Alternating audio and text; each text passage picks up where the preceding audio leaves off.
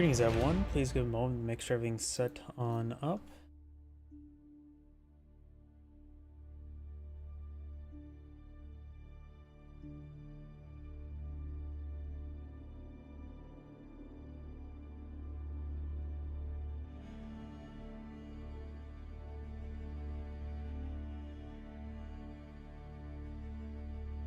Rumble and Twitch going. Thank you. I just need a thumbnail.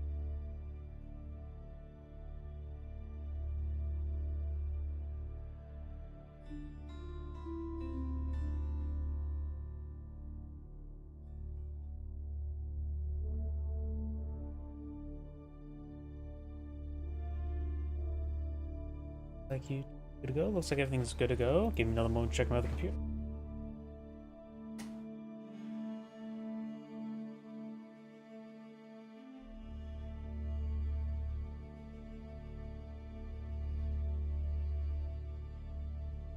Looks like that's good to go. Now let's actually find a replay.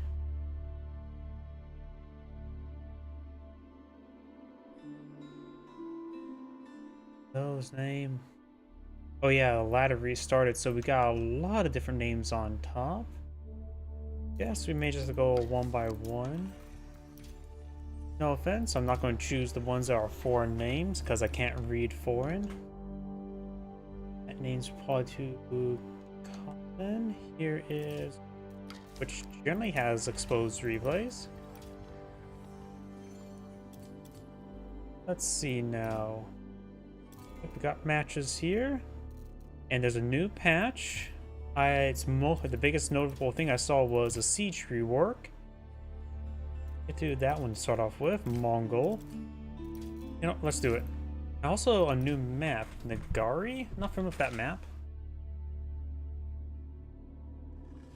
The siege rework overall, I looked at it as like I'm not a big fan of it. It's like Springalds had a clear defined role, being counter siege, and yet it's no longer counter siege. And also they changed the culverins, now a bombard replacement. By the way, let's go and get started. Greetings everyone, and Grade here with another Age of Empires 4 replay. Spawn on the left side as Blue Zuzi's Legacy of MYI and Totan. Spawn on the right side as Magenta Mongols who had 3D printed cat. Oh, wait. I know this is a new patch for my first game casting this new patch, but this map, did they? Is this now back in the map pool? Because I remember seeing this map in the map pool before. It didn't really have water on the sides; it had water in the center. So this may be a variation of another map where it looks for like water in the center and all that sort. Far overthinking some stuff. This is a hybrid map. I'm going to blunt all of us. Maybe some players don't know if it's a new know these maps just yet. It's a brand new patch. I certainly don't. I haven't played Age of Empires 4 online for a very long time. Just don't have enough time, and there's some games I just enjoy more often than play. Of course, Stellaris, and I'm starting to perhaps get back in a little bit of RimWorld. But either way, this new patch is a big siege rework patch. Overall, I'm not a big fan of it because I don't like the fact they changed Springalds. Beforehand, Springalds were a counter siege unit, but now they're an anti-infantry unit. It's like, we already had a more or less anti-infantry unit in the form of the Mangonel. Now, you don't have a counter siege, looks like. Looks like this area is completely traversable by a small little path there. Mongols only have this small little path right here. Not too important. We've got the meditation gardens being established here. In all the patch notes, I can't remember what everything has changed, so I can go a little bit poorly, honestly. No. Yeah, I know the last patch notes I remember was the Age of Empires 3 patch notes, and I'm getting those two mixed up, so I guess we're going to have to go in a little bit blind. Now I got the Deer Stones being established. Early age up for Blue, since Magenta went for a handful of fishing boats. We got a decent amount of deep swordfish here, and got a fast arch ship, very nice. Magenta is Mongols, who does have a very powerful naval upgrade in piracy. It's cheap and it gives you a bit of rebate for killing enemy ships. This one's actually a really nice ship upgrade. He has 3 docks or fishing boats there. He's trying to squeeze out a little bit more fishies. Now he needs to get inside of there. One more volley could take him out. Okay, gets inside in the last moment. The Mongols are strangely the most defensive naval civilization, since they have, for the automatic stone collection, you can get a very quick naval arrow slip there. And now the Khan's being pursued by the scout. And also, we've got the combat Chinese music playing, and combat Chinese music is one of my favorite songs in this game. I don't know why. It may be just me, but I'll tell you what. Everybody post in the comments below which combat music and also like non-combat music do you like. Music in this game changes per age as well as changes per like state, if combat or not combat. Very, very fancy, honestly. I do like the music designs like that. One reason why I love Fire Emblem, where it fades back and forth between combat and not combat. Got a Spring Gold ship being established here. We already have a fire ship ready to go. With the Deerstone, he does have access to the Khan's hunters.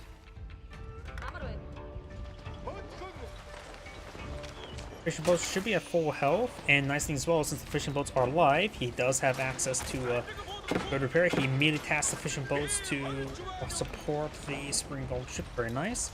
Blue ships are taking a bit of damage. We've got a single fishing boat here for repairs. Got a second blue docking station field. There's a good number of fishies in the sea. 1, 2, 3, 4, 5, 6, 7, 8 deep sea fish, which do regenerate over time. So it's not a perishable resource like many other Age of Empires game.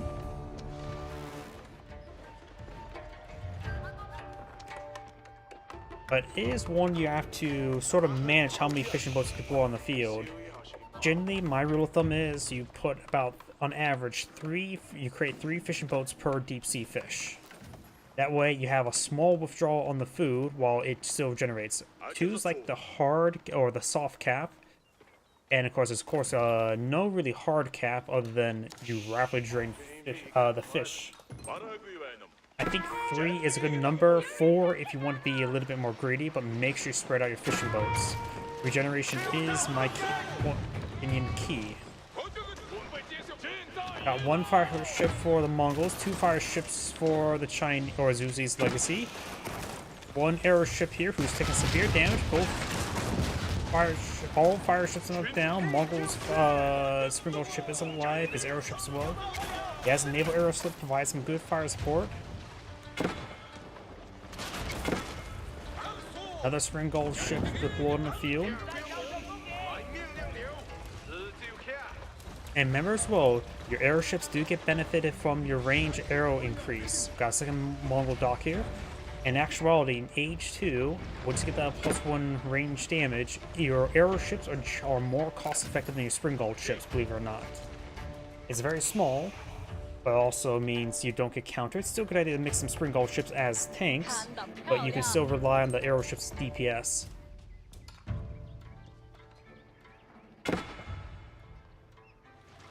Not many fishing boats put up by Blue. Got even relatively even number of civilians. Both sides go massive for a big naval fight. The Khan is harassing these villagers. The Khan's damage is not great in this age, 3. The only good in Imperial Age where it gets a bump up to like 20 or 28, something absurd. It goes like 2, 3, I want to say 6, and then 20 something.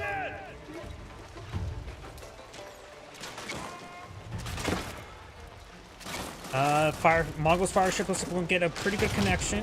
Splashes 2 ships there. The Zuzi's Legacy ship does get intercepted. This Spring Gold ship's going to eat it hard. Arrow ship's almost down as well. He didn't focus down either of those wounded ships. That's a big oversight there. He should have at least got 1 Spring Gold volley, but now the Mongol ships are alive. The villager nearby should be able to repair it up, right? Jensen pursued 3 healthy ships versus a bit of sporadic wounded. He needs to focus on that very wounded ship there with the fishing boat. He needs some good repairs onto it. There's sporadic fire. Maybe a wave of fire ships on either side would be nice. And the Zuzi's Legacy player is still Tang Dynasty.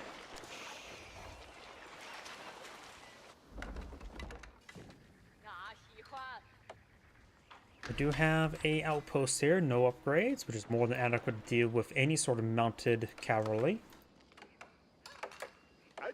So now there's a new technology that allows some siege damage with airoships, or not airoships, archers, and of course mounted archers in Imperial Age, right?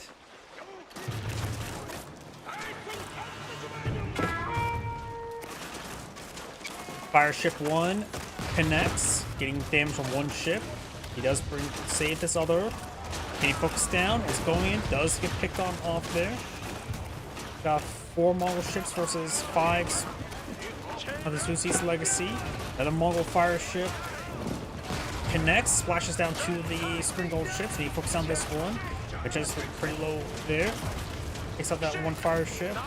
Fire ship connects, takes out another Springald ship. He needs a man to sails get on out there. Actually, they have them active right now. Aeroships goes on down for both sides. Got 3v3, and the Mongol's a bit more wounded. And the Mongol player still is not on piracy. He really should have got a piracy. It would have paid for itself by now by a significant amount. Got a good volley there in the fire ship. Naval Aeroslip does finish it off and does save that last Springald ship. Fire ship now advancing.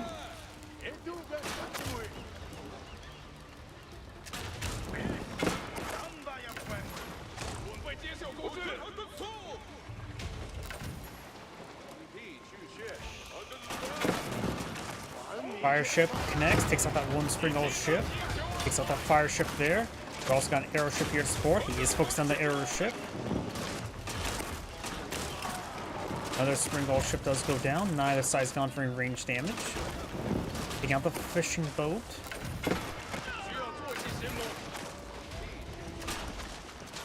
Fire ship advancing. Aeroship gets good volleyed in the fire ship. Fire ship does connect. We got triple dock now established by the Zuzi's Legacy. That was a stone, so stone there has a good stone reserve.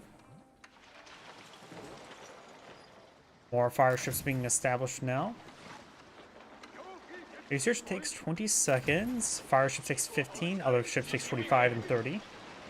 You give reference in build time. The Mongol player is down a dock as well. Mongol has a slight villager advantage. I wonder if the new patch makes it so the Abyss didn't some other visual bugs or reef observer bugs. I wonder if those have get fixed. Well, guess one way to find out soon enough. We got some Keshiks spawn in the field, and I see stone consumed there, so that's a ×2 Keshiks.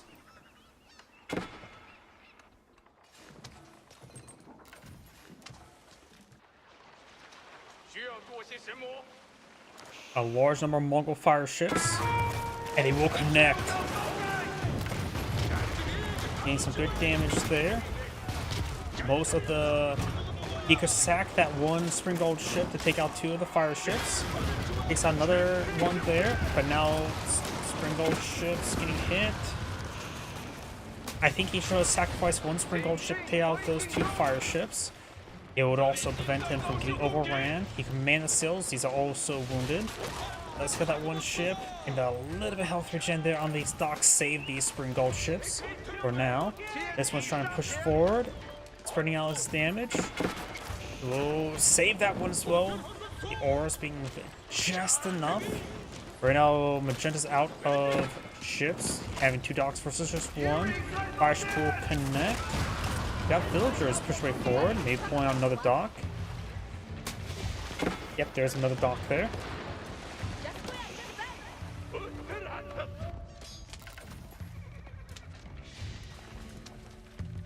The scouts actually about to go down.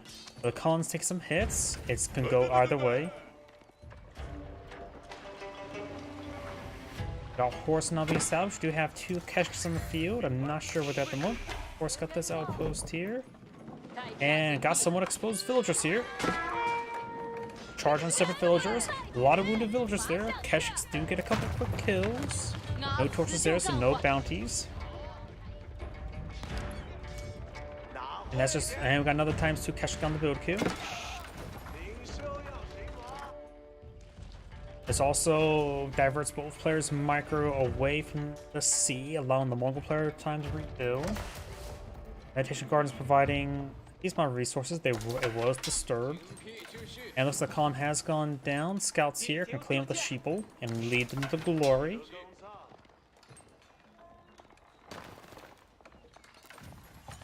We also got a decent amount of shorefish here, and Magenta's actually taking time and collecting it up. Shorefish does cook the same rate as deer, but has a regular carrying capacity, so fish are a good source of food. Certainly much better than berries, but then again, almost everything is better than berries.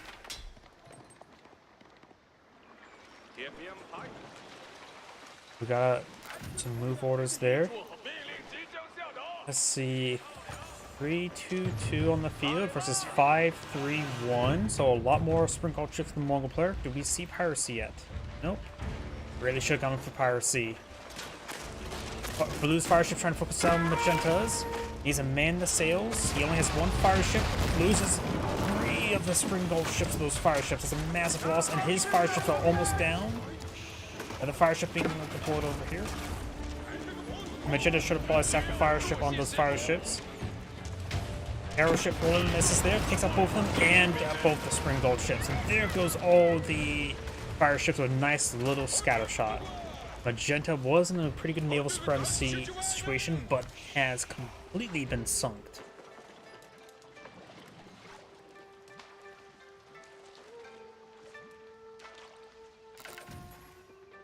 Magenta does have a good amount of stone. 450. A couple more Keshiks, so maybe the same Keshiks push way forward. He has a new pair of Keshiks because there was another ×2 Keshik. But we also have some archers being deployed in the field, as well. Is that a Khan's hunter or is that the Khan? That's the Khan. I get those two icons mixed up way too often. We can also pull out Khan's hunters. You know, I'm sort of surprised we didn't see Maggie die to raid his opponent's villagers. They have a higher DPS against villagers than Keshiks, and they will rake the land pretty quickly. Additionally, there are trading posts on this map, and with the amount of aggression onto the sea, Mongol's player could go for a trade, deploy a trading post around here, and then establish a trade post here. Extra greedy goes way over here.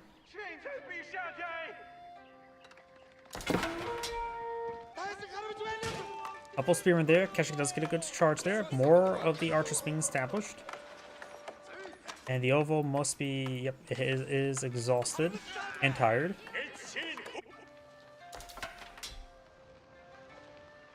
Got loom or textiles being researched by Blue. Earstone's been reestablished somewhere. Magenta has army of 6 fire ships for 1 archer ship. That's a lot of fire ships for Blue. They're going to connect big. Magenta's fire ships got destroyed by Blue's fire ships. Everything goes down by Magenta. Another fleet sunk. That's one thing about the arrow ship composition I mentioned earlier. It's also the hard counter to the fire ships. So not only is it cost effective for Spring-Called ships, also hard to counter fire ships.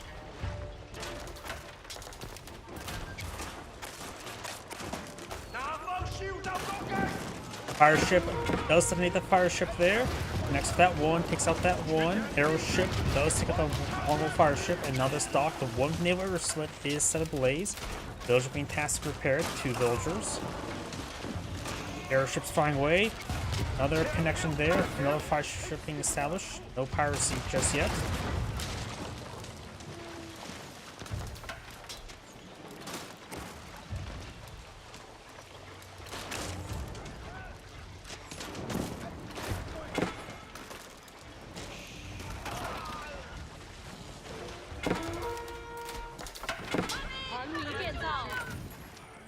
Got some outposts here, as was the village. A lot of villager storage, plus a spearman and a handful of Zushnus. We're just gonna have trouble pushing through that area. Blue has a slight village advantage, probably due to the things that he can now. He can start establishing more fishing boats.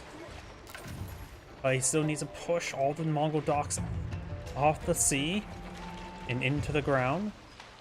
Flaming wreckage. I'm not sure what's going with that quote. Good job focusing firing there by Mongols. This one needs to man the sails out of there. He does save that one. Very nice. Another fire ship pushed way forward. This time, Vegeta finally got out a healthy number of arrow ships. Mount Lu Academy, which is the Age 3 landmark to allow access to more Imperial official research. So Zuzi's Legacy is going to try Age Up, and there's a lot of valuable research in the next age. That's Age 4 research. We've got the increased number of arrows by 1, which is nice. More fit to my own playstyle. Got increased armored hull, more hit points and range armor. Incendiary ships, Vegeta's been failing dealing with those, so that should be effective. And Screen Forward ships have plus 21 range and 20% attack speed. Vegeta's fire ships receive a bit of damage there. Charge away forward. 1 connects, 2 connects. Multiple blue Spring Gold ships going down. Mongol player has massive fleet. Probably thinks back he didn't invest the aging up. Got the armored hull research there. A little bit too late. No timing tack. Or nor defense. Mongol player may be able to win the sea. Now is the time for the Mongol player to start establishing fishing boats. Yeah, he's going to quickly try to get a fishing economy going. Mongol player almost have enough resources to age on up. He's focused on that arrow ship. Does. Unnicely focus it, but got it down for too much damage. That one will be very good. Takes out one of the Spring Gold ships. These fire ships are coming on out. Getting some good hits there on those Spring Gold ships. He needs to take out these ships. So just spam out fire ships. No piracy, still causing big issues for the Mongol player. Another fire ship being established. Next, Mongol player needs to fall back. His fleet is damaged. 2 fire ships went down there. Has a couple more arrow ships. At this point in time, he needs perhaps to follow up the assault with a ground attack over here. Spearmen are, and even scouts offer full torch damage. Now we've got this small spearman Zunchnu force here. Got a defense force here, which probably is not enough. These are all hardened in H2. Got the veteran spearman research on the way. Mongol player's gonna have some trouble. Actually, just taking this military force, garrison town center is probably good. Does garrison the villagers in there. Though losing it's not a big issue, it's providing nothing of real value. Got a Lancer here. That's going to cause some issues. So I have to use Spearman and Keshiks to deal with that. Try and go for some berries here. He has a round of fishing boats at least on the field. He has, I think, repaired up most of the ships. Now we've got a number of Lancers here. They will easily outclass the Keshiks. Let's introduce the Spearman straight forward. Arrow ships getting some good shore bombardment. Mongols villagers, yep, there's another gear. He needs the gear on that side, which also perhaps push everything towards the arrow ships.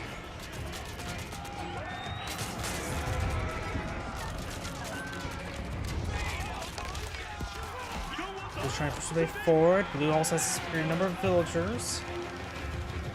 Both sides to kill off 15 civilians.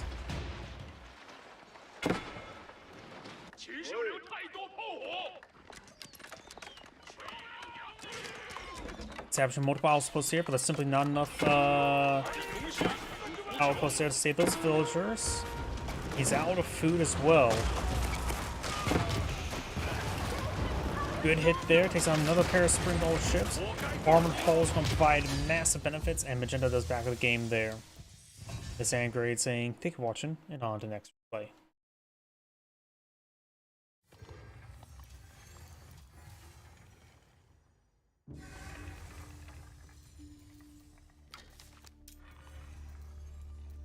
That was a very good naval fight. I think the only thing I'm extremely comfortable in most games is Navy, playing as Mongols. Because I have a playstyle of Navy, and it's I find it very effective. English versus Zuzi's Legacy. Okay, I've been seeing a number of Zuzi's Legacy. Preview live. Wait, there's already another preview? I am a bit curious about Zuzi's Legacy. Just give me more to pause. Balance of bug fixes.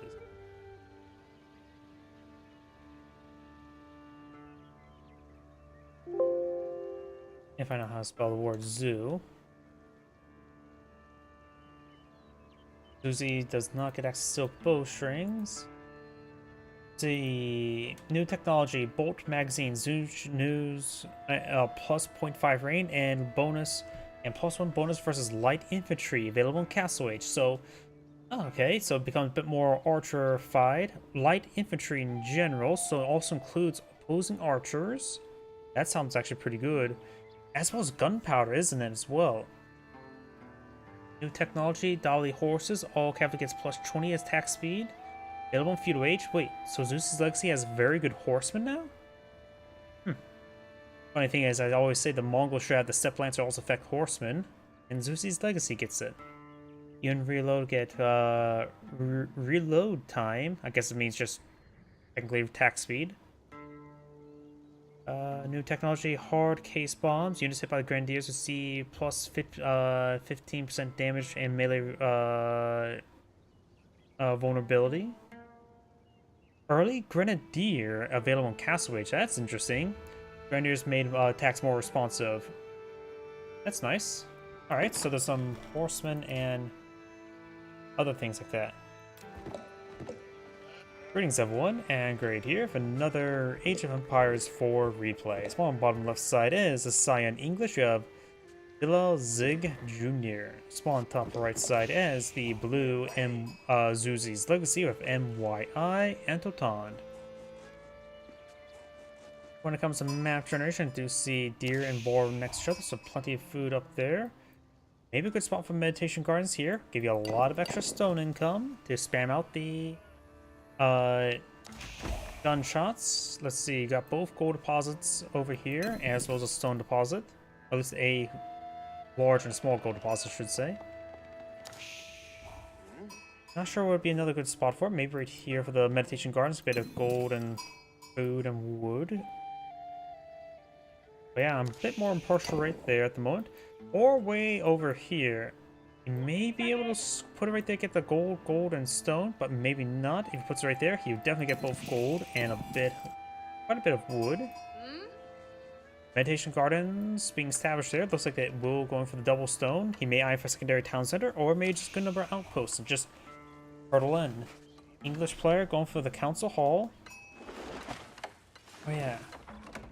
What was the English changes for this patch note? Like, well, I just do it like this. Ottoman, bullshit. English. Wernguard Rangers battalion cost from 450 wood to 250 gold to 450 wood to 300 gold, so it's actually slightly more expensive. The range is reduced by 1, but I think they're affected by that new silk bowstring research. King's Palace now currently displays the Age 3 economical landmark. Some sort of bug. Correctly displays that it's an Age 3 economic. Got it. Oh, no, it's just description. Correct an issue where the trebuchets to attack slower after shattering projectiles was researched. So, a bug fix and a slight nerf to Wernguard Rangers, which people don't really go to often, but they're very nice. I think that nerf, yeah, that slight cost increase and a slight range nerf, which may still get him range buff after silk bowstring. In theory, that gets him 10 range.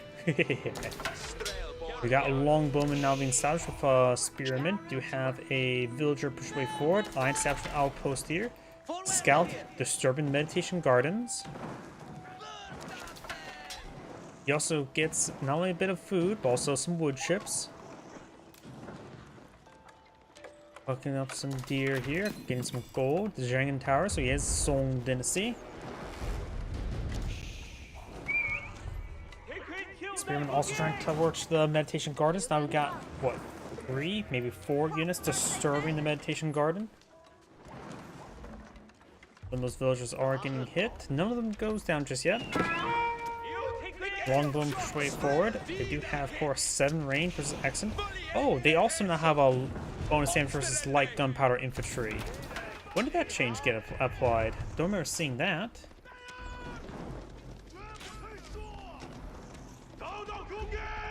So now they're a bit more of a counter unit to gunpowder. Hand cannoneer is very nice.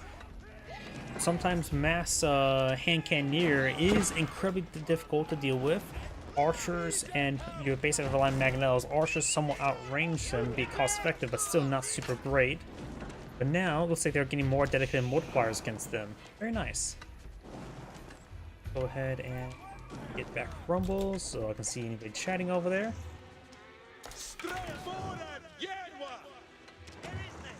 Meditation Gardens are disturbed. Now also going for a mining camp here. Just want to steal a little bit of stone. Got a couple horsemen here.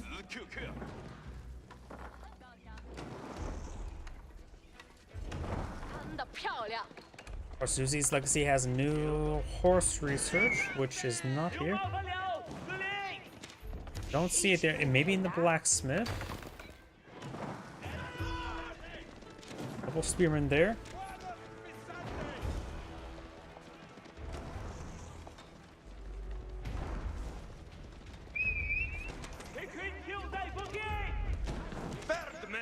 One thing that you could do with a longbowman is, since they don't really provide much anti-structure damage, they could just put some palings down.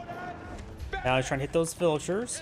Just creeping ever so forward and put palings down, be hard to displace. Over here we got the horsemen engaging these various villagers. Of course, English Town Center does have 2 arrows, making it a little bit more resilient to fight off these horsemen. Of course, the Chinese Town Center is one of the most resilient. Man has a guy with a gun. The Chinese know how to embrace the Second Amendment, at least pre the Red Dynasty.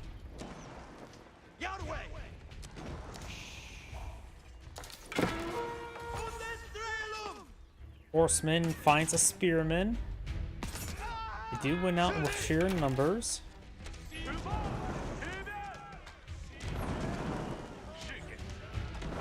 Meditation Guard is taking a bit of damage. My apologies if you might drink open up. Scout falling him back with the sheeple. He's going to lead that sheep to glory with a glorious flank.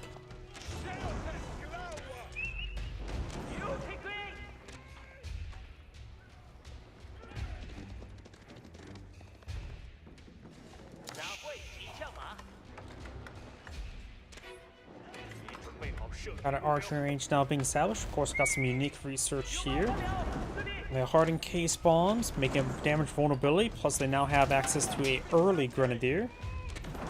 And bolt magazines, giving a slight increased range, as well as a little bit of bonus damage. Okay, it says bonus melee infantry. The patch note says bonus versus light infantry, but now this says light melee infantry, so that's a little bit different. Quite a bit different. That means it doesn't get bonus damage versus archers. But it's still pretty effective versus archers.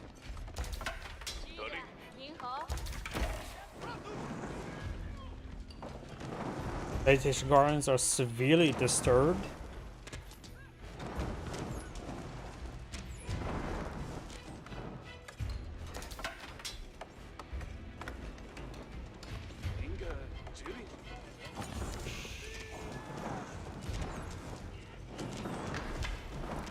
We also got the arrow slit research here. This is going to cause a little bit extra issues. Horseman and Zunchnu's advance way forward. Horseman taking a little bit of fire here. There's a lot of Cyan forces here. You could go for some early Palace Guards, but Palace Guards have less armor than regular Palace Guards as well as men-arms.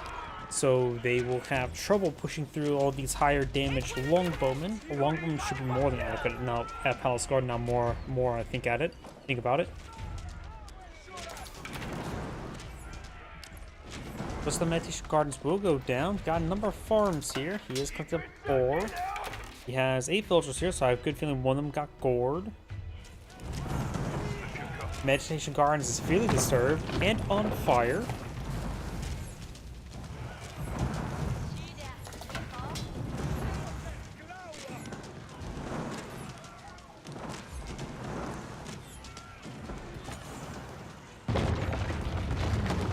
Meditation Garden does go down.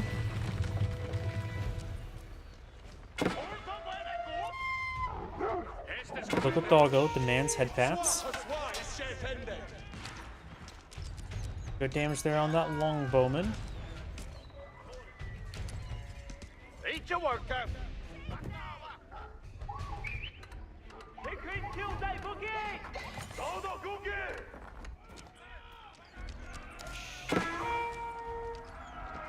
Oh, your horseman does find a villager there. Very nice. We'll lose a horseman or two.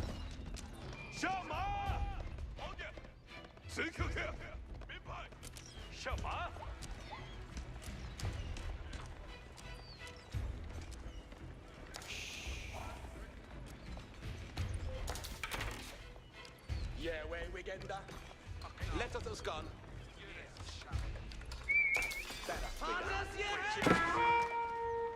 He does inside the outpost there since he had the meditation garden providing food. He should be able to get some good number of hand cannoneer placements. Which do punch much harder. We've got now siege engineers being reached for the English player. He's going to try to close out the game sooner rather than later. Got some Zunchnews to help protect against it. And strange enough, Zunchnu is one better against siege weapons than any other arch unit because it just does try 3 times the amount of damage. 3 damage times 1. One village to go down there, go for another hand cannoneer. But which does cost only 50 stones, so you can afford another one. Now English players will have some early man at arms.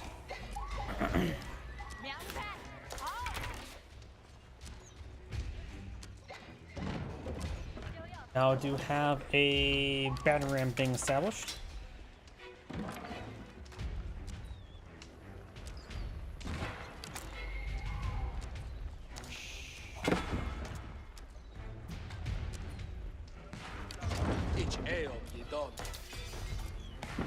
Battering ram has been built.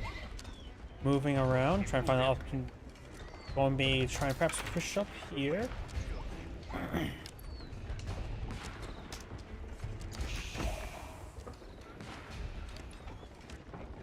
Sign now push the way forward. Do have some more Zunchnews here.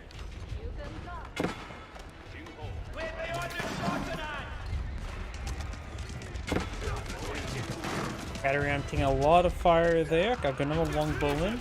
Now a lot of spearmen there. There's the spearman on a little bit on the back line. So we'll be on down. Zhangin Tower may go down.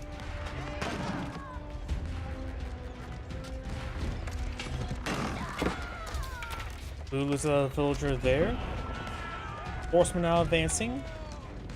Science so far killed off some villagers. Blue's only cut off 2.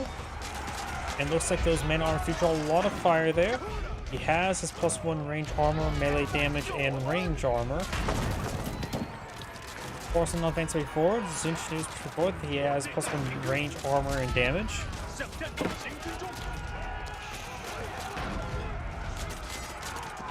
Looks like Sign will be forced on back. There's just too many Zunchnews here, and Horseman now able to engage these longbow as all the spearmen goes on down.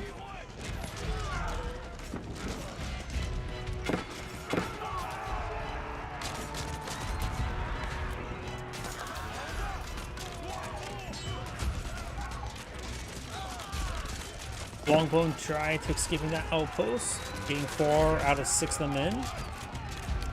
Horseman now going to try torching it down, which may take a bit of time. We're going to be a bit expensive to do so. I've got these more man armors being established here. Horseman would generally be a good idea to help counter it out. Let's see, does he have the blacksmith right there? He's going for the Dali's horses, increase attack speed of cavalry units by 20%. In other words, it is the Mongols' improved Steppe Lancer, available in Age 2 rather than Age 4. And affects all their cavalry units and not just one unit.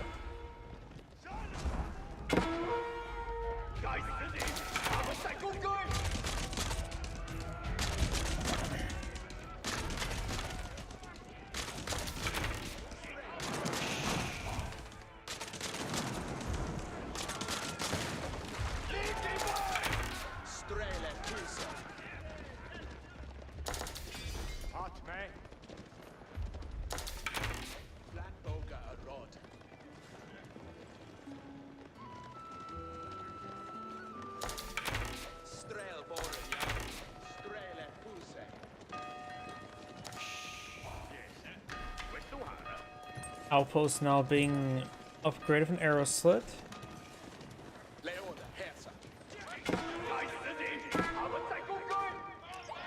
One of those units get inside the outpost there. Blue's Ford has all these units here, but these Englishmen on Armstrong cause some issues. So they have right now 4 ranged armor, so take 1 damage per bolt.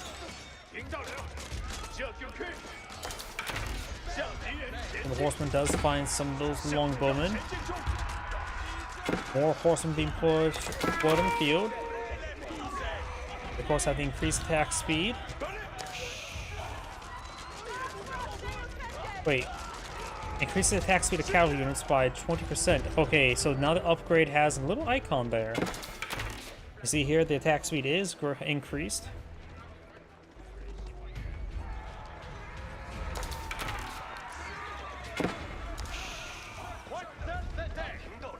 Horseman backing off does take a bit of damage.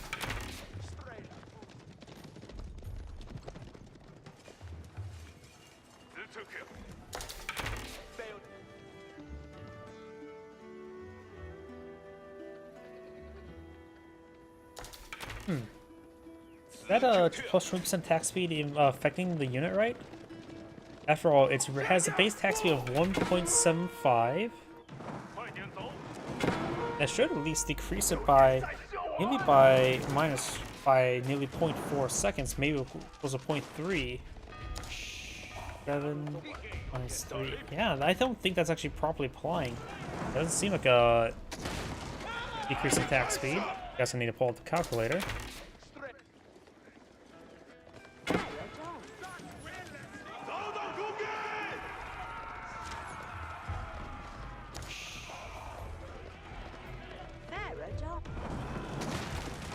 Mount Lu Academy now is being built. Let me just pull up a calculator.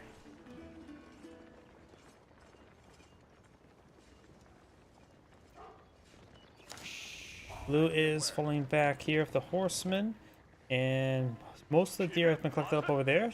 Zion's starting to push his way forward over here. If I were to bring this up, 0.75 times it by 0.8. Yeah, that attack speed is not reducing it by 20%. It's actually not even reducing it by 0.2. Because, of course, it says 1.56, which I assume is 1.565. But that's just a guess. But should it be, even just reducing by 0.2, it would have saved 5.5 rather than 5.6. So I have no idea what this actual attack speed reduction is.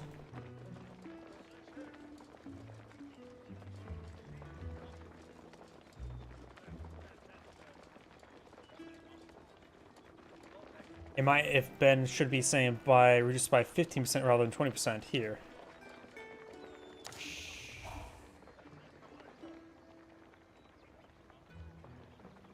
No?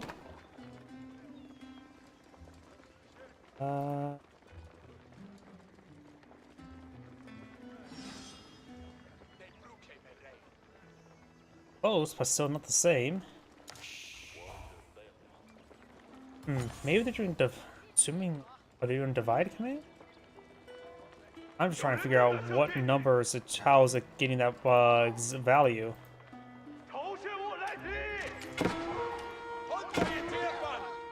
Nope. Whatever it is, I have no idea. It's not being reduced by 20%, that's for sure. Not even being reduced. It's being reduced by about approximately 10%.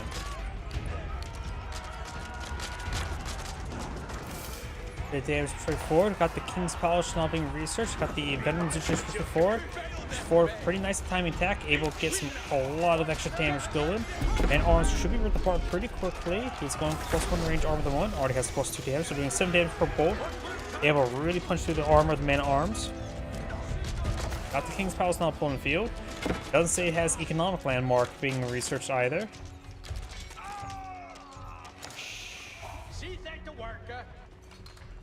So yeah, that bug was never fixed about the not showing like, oh, economic landmark. Nope, it just says landmark still. Up here, now got the bowman push way forward.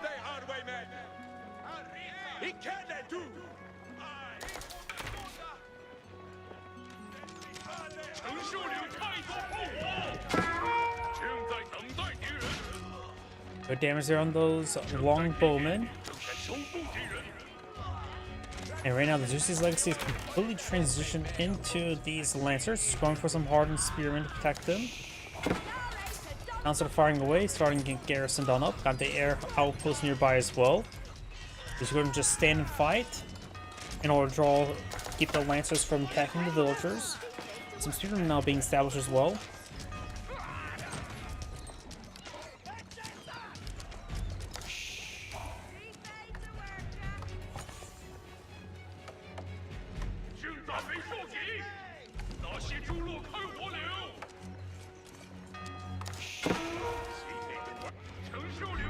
Lancers engaging these long bowmen.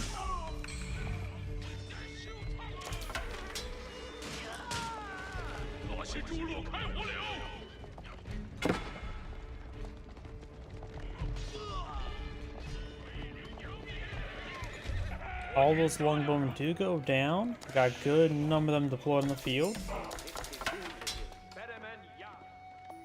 We do not have fertilization up in research. Increases villagers' gathering rate of food by 10%. Does not apply to hunted meat. I don't remember that research. Wait, did Zeus's Legacy get new economic research? That was not in the patch notes. What's being applied that? Mount Lu Academy? Nope.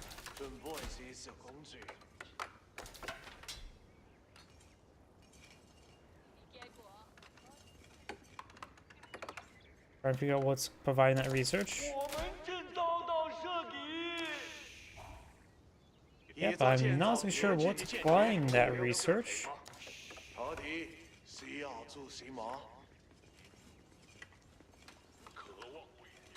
Oh, it completed wherever it was. Looks like... Yeah, looks like, Or did they change some icons? Oh yeah, it looks like they changed some icons. That's what's going on, because it's still the same names there. Oh, Monk tried to go for a Warlord there, unsuccessful. Does go down there.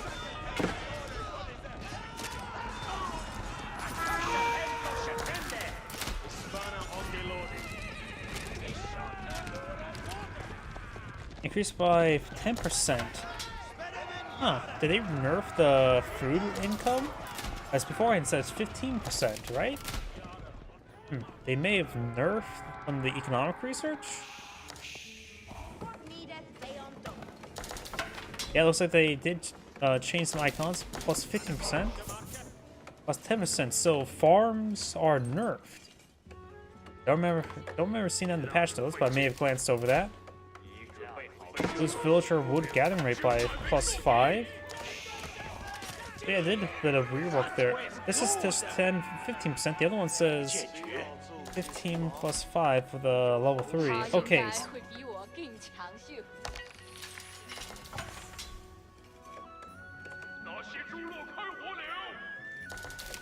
Okay, so each tier does something a little bit different.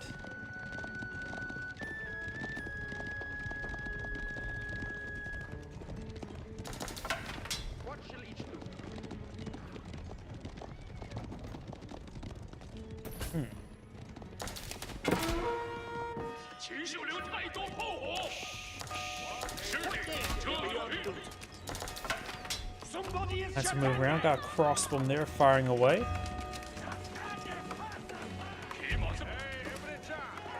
Let's take a bit of damage here. Spearman now advancing. There goes the Lancer.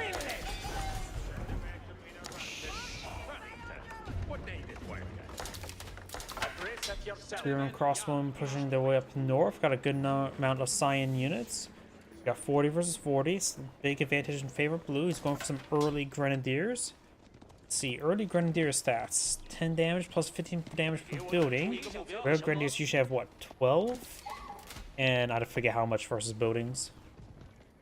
They're at 110 health, so still pretty good on health.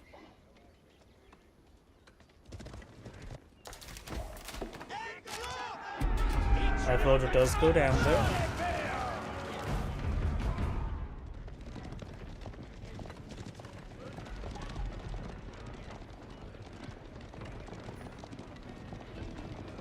Lancer is trying to push up north. Got a good number of spearmen there, but he may be able to overwhelm it, but there's a good number of crossbows as well.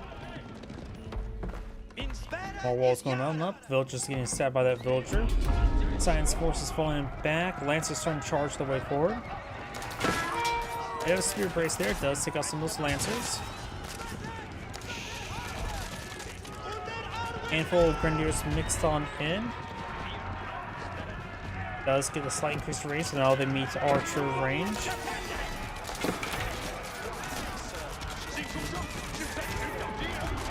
Couple Grenadiers firing or throwing away. Okay, now I can see the grenades being thrown. They have a longer wind-up time.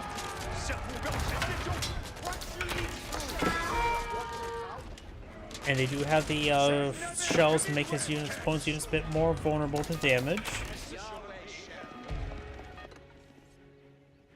Got some deer still up here.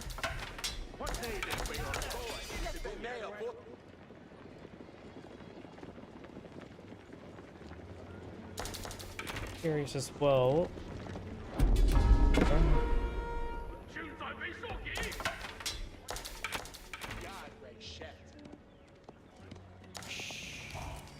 So getting some damage there.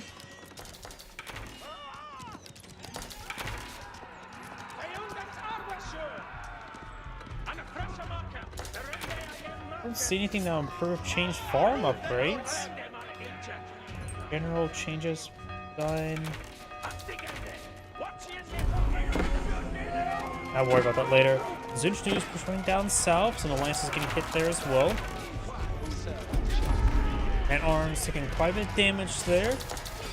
Now they're doing 7 damage per bolt. The man at arms, when they have armor pads, should have plenty of armor to withstand it though. Should be up to 8 armor. Lance has +4, getting some damage. Crossbone firing away. Got these Lancers +4, getting some good damage.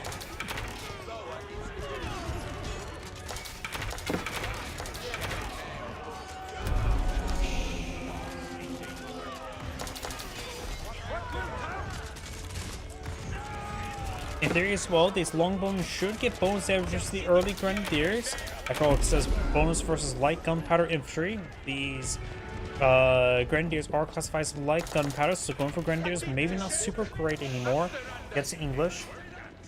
Got a healthy number of longbowmen here. That's probably one reason why he's going so heavy longbowmen. Just count up the early Grenadiers. Look at a nice volley of arrows there, but it doesn't seem like he took bonus damage. Maybe I'm mistaken. They do have pretty high health.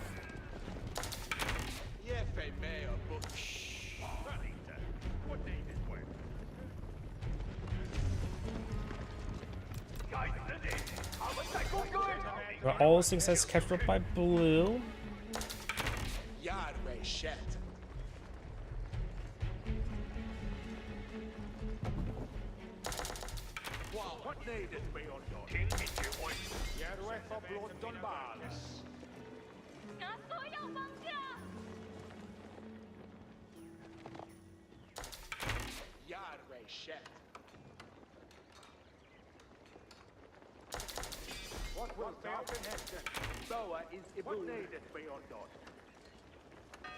Outpost being out there, but it looks like he will get interrupted.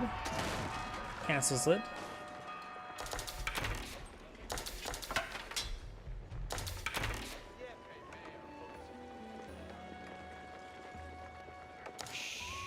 Armor clad now being researched, so he didn't actually have armor clad just yet. So right now, man arms do have 6 armor, so they do not take bonus damage or extra damage from those Zunchunus. Unless they get affected by those grenades, but with that armor clad, he shouldn't be receiving bonus damage from them.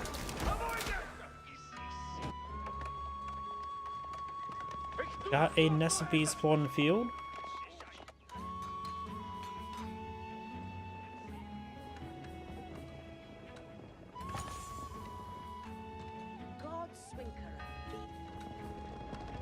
The number of Lancers not pushing forward. Blue has more than twice the quality of his opponent, while Cyan does still also have a slightly smaller army.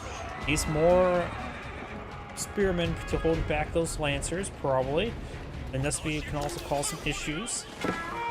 There's been some siege changes, so right now Nesby does now do Less base damage from his arrows, rocket arrows, but does have now increased damage versus range. It's effectively the same versus range units.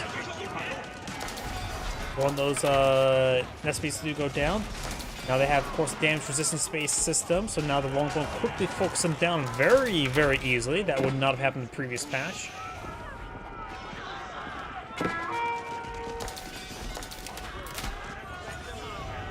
Please push forward with all these lancers.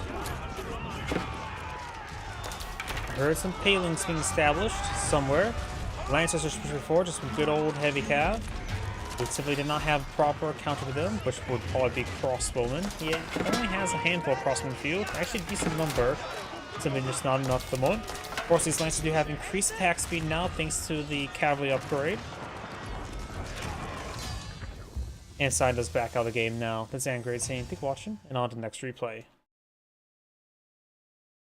I am a bit curious. I don't remember seeing anything about economic research being adjusted. Am I crazy?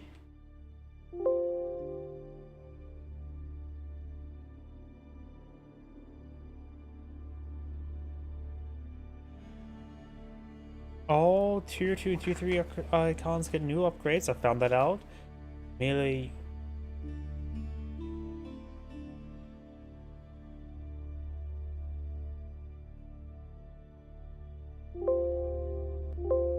I am butchering my typing capabilities.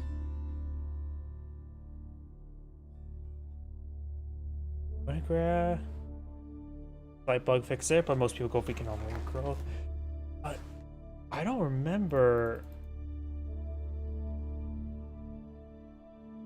I'm pretty sure all the economic grades just had a plus 15% collection rate. Where did it say that gets changed? I don't see anywhere where it says that got changed, unless I'm going crazy.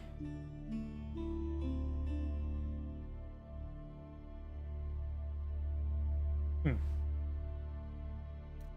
gonna put that back on the other. Go on to another player.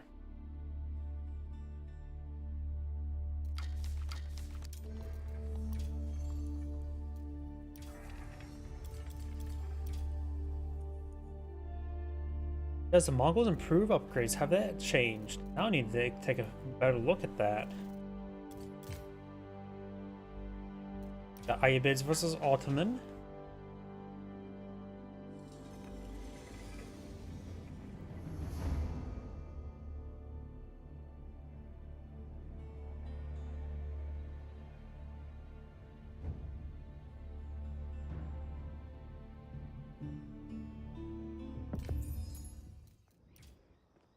Greetings everyone, and Grade here for another Empires 4 replay. Small on the south side as the Cyan Ayyubids, we have LCSO.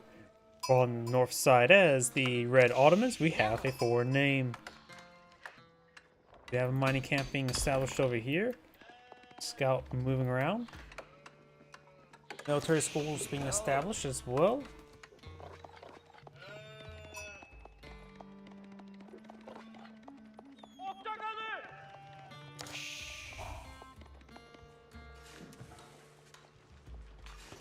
When it comes to map generation, Ayyubids of course get advanced berries, which he's not going up. Did they change advanced berries? He's not going for advanced berries. Okay, this new patch is throwing me off.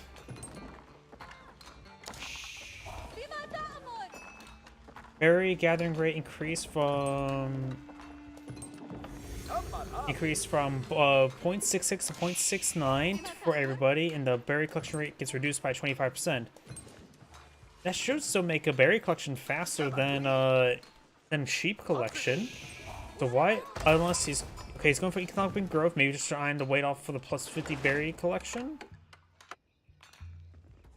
Sorry, with the new patch, I have to relearn many things. What? While people are aging up, and yep, the patch did not fix the lack of seeing that up there. Let's see. Ottoman. Let's see, Ottomans. Fixed many units experience values are normalized around 1 experience per 40 resources. Janissary guns. So Janissary guns upgrade, increase damage from 3 to 5, so it's more powerful. Expensive observatory has been updated correctly state. It also improves production speed of grand galleys. Okay, that may have been already the case. Villagers engaging the spearmen there. There's the age up there against free villagers and fresh new people to get some shanking done. Let's see, in addition to unlocking nice Janissary schools, Advanced Academy also improves military production speeds by 25%. Sounds like that not at regular ones. 4 new Imperial Council upgrades, which I think I'm not sure if the Imperial Council upgrades. That's not at the Age 3 landmark. 1 village does go down there. Those spearmen are very wounded.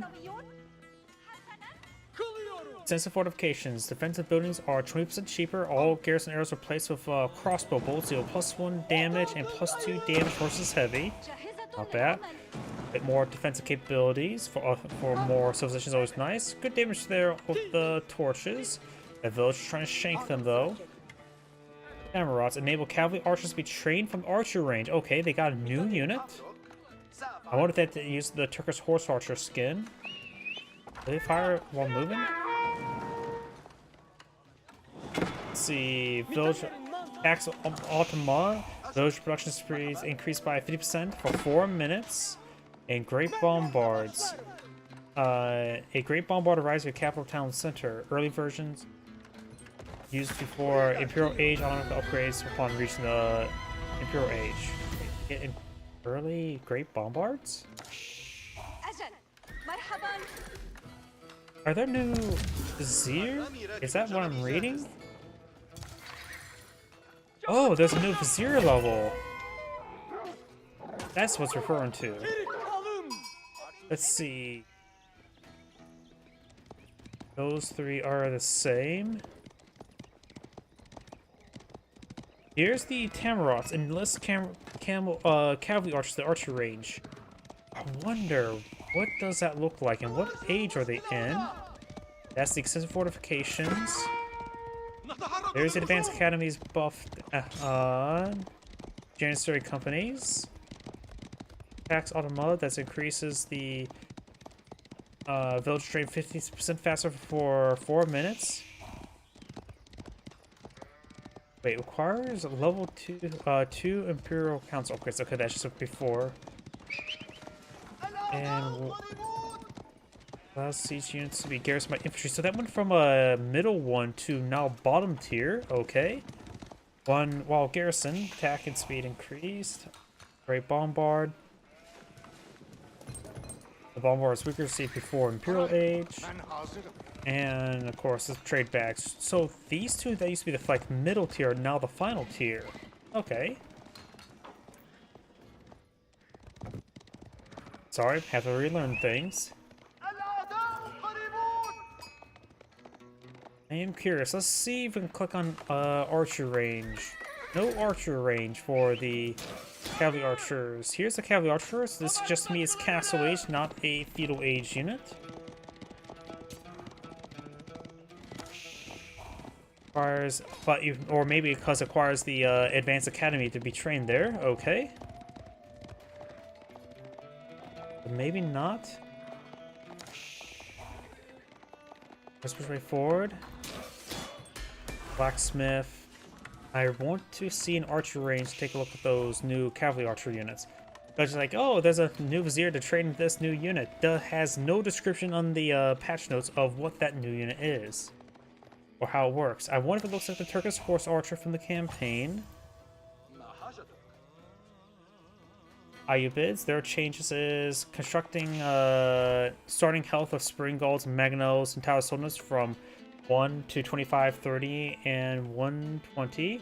Different issue with the description of the golden tier or the research or to read 50% research speed instead of plus 25% as intended. Okay, so that just was a visual bug. Seemed like a very powerful bonus, but looks like that now changed. Reduce the Bedouin swordsman rotation rate to be more in line with all other units. Phalanx with Ibits no longer applies to Brace Spear Wall mechanic, which already has decent range. Yeah, beforehand it was a stupidly long range. So you could be like nowhere near and your units get braced and just die. Fix some issue with the Trainwing Bazaars, Bedouin Skirmisher, and Bedouin Swordsman now correctly benefit from the Sultan's Mamelukes technologies and provide the aura to nearby camels with infantry support technology. Fix an issue where economic growth when granted the additional gathering Imperial Age, so that was a just bunk effect, which most people don't even get because they go for the earlier economic growth in Age 2 or 3. Like in this game, Age 2.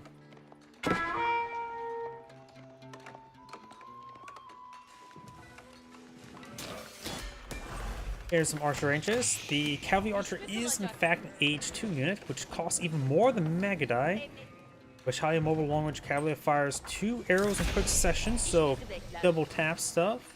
Doesn't say if moves, but it's probably already guaranteed to be far superior to the Magadai, like most things are.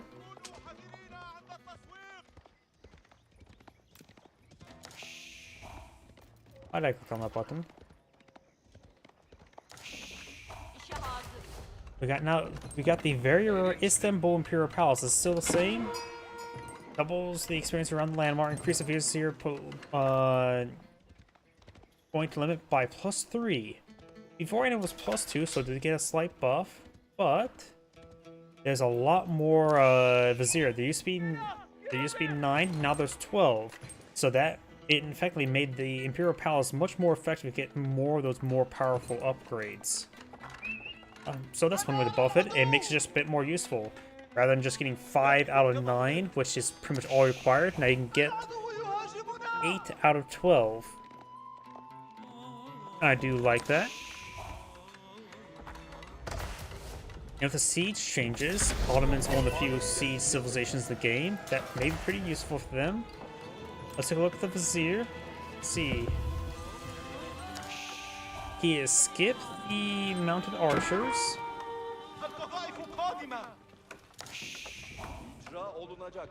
He has gone for reduce the cost of defense building by 20%, and equip your garrison units with crossbows, increase their damage by +1. So it sounds like only the extra arrows, which is different from what I said in the patch notes. It sounds like the extra arrows get +1 damage and bonus damage is heavy, so you can really dig in.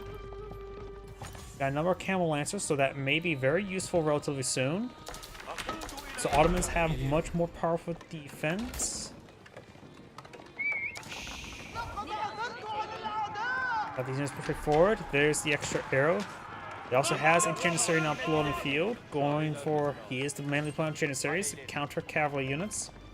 Are their stats still seem the same? Appears to be. So they have one job and do it very well. Annihilate cavalry and provide good fire support to everything. I've got another Metro on the field.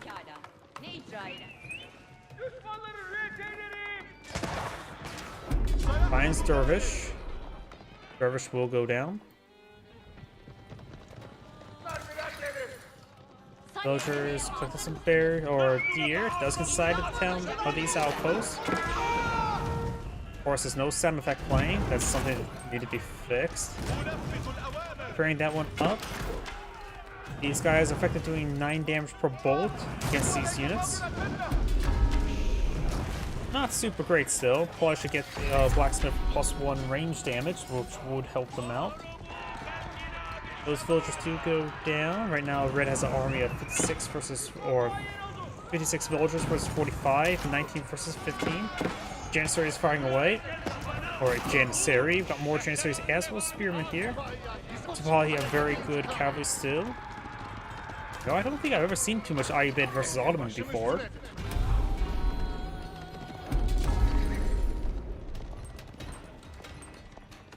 You'd be surprised how often I still have to create new thumbnails for the YouTube videos. Oh, we got another Vizier point now available. He's getting them in pretty quickly thanks to that Assemble Imperial Palace. I don't remind myself the name is. There we go. Increase military production speed by 25%, and Alpha's military schools build Lancers, Janissaries, and all that sort. You know, actuality, I just realized something. The rapid training's now just gone, so this actually probably merged the two, didn't it? Okay, so rapid production just straight up gone. Got it. That's why it seemed a little bit weird to me. So now people tend to go for both. That's a big, very big buff. And also one less reason to go for the Istanbul Imperial Palace. Janissaries do... Oh, not enough pace for them. They do go down there. Got some Dorks here to find some good healing. Spally trying to push way forward. Second side victory initiated by Cyan. Does have a spring golem placement here as well. No blacksmith research just yet by the Ottoman player. Now it's queued up as well. There's not sort of weird visual bug like it does with the Japanese.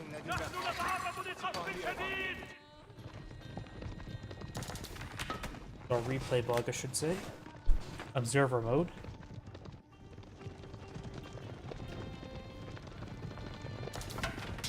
Veteran cross or veteran archer research on the way for the Ayyubids.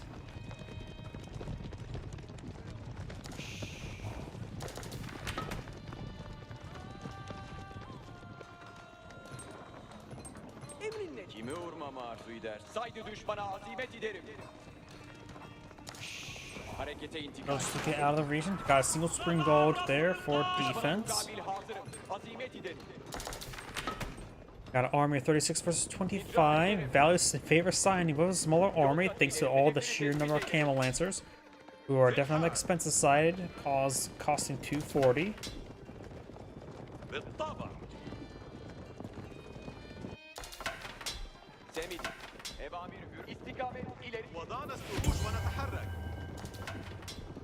More spearmen, more horsemen research. Very nice. Definitely needs the spearmen research. Handful more Janissaries will not hurt. He has 13, which is actually a good amount. More wood chopping research now.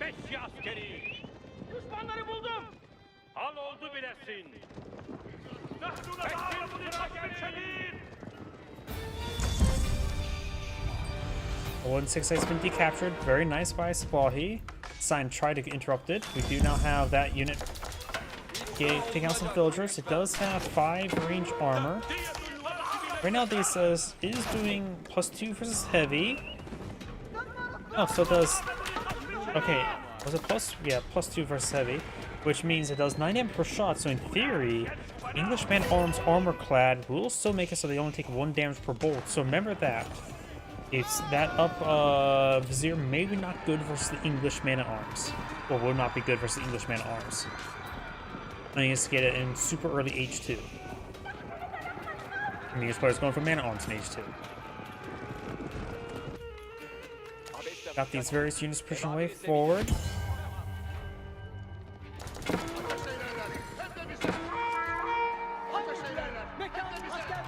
Taking some damage there. Got a good number of spearmen all across the field. He may intercept these camel lancers. Spearmen now advancing, get some attacks there. Dervish does go down. Janissaries good volley, but that one camel lancer does survive the Janissaries. Archers now firing away, which they too get the plus bonus damage versus light gunpowder. I just don't remember that, but apparently it's now... I'm seeing that a bit more often. Was that like in the previous patch? Don't remember it. Name was going crazy.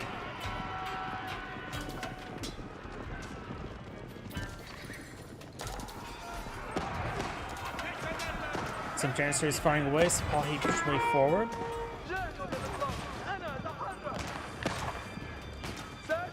Number of exposed villagers there. He doesn't have a scout in the region, so he's had trouble with spotting. Fires a set of crossbow bolts there. He also got a set of walls over there, so he should be able to protect his flank.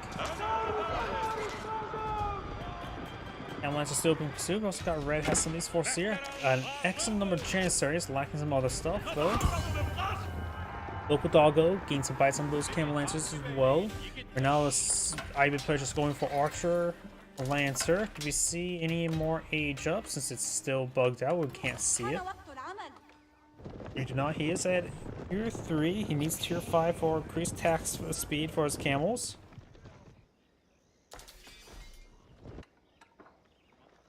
And he has access to the Trading Wing Bazaars, Trading Wing Advisors, Master Smiths, or Military Wing Reinforcements. I think both of these Military Wing stuff would be very useful. As with Adavex, I have no idea how effective Trading Wing Bazaars are on Age 4. That base has to cost 3 to make it worth anything.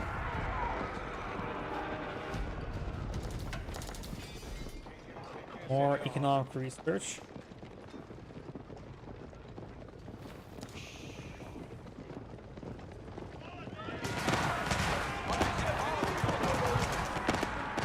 An excellent number of Janissary shots there. Science just getting gunned down there.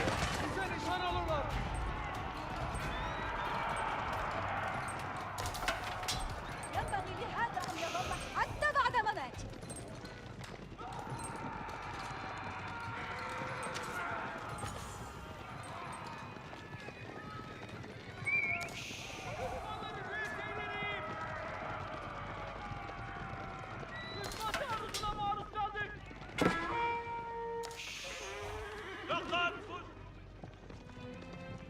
Lost half his camel lancers. He has a good number of archers on the field, which will be a good counter to the Janissaries, getting some good bonus damage multiplier there.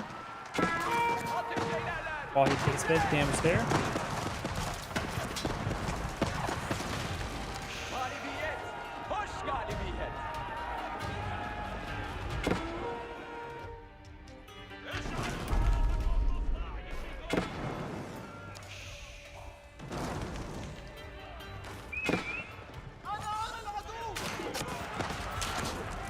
Some of those units do go down there. Do now to keep 2 outposts here. A lot of defensive structures. He needs to borrow some battle rams.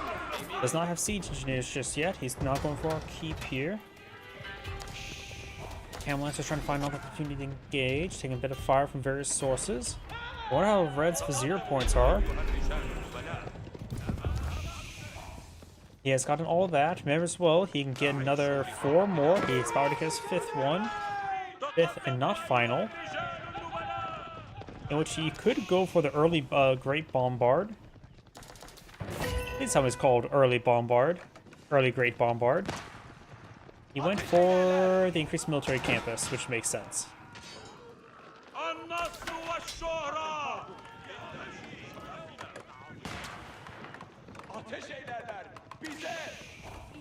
Transfers between these forces does have a round of farms available.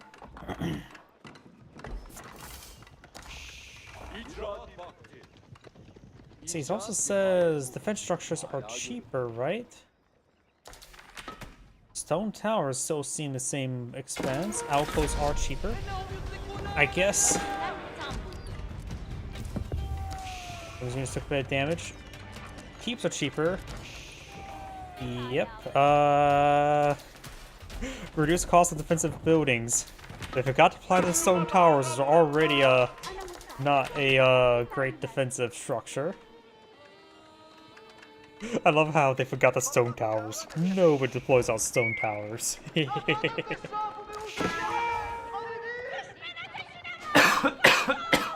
assuming they cost 300.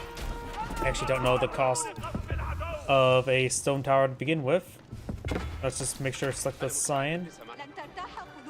Yep, they forgot to reduce the cost of the stone towers because who on earth deploys out stone towers?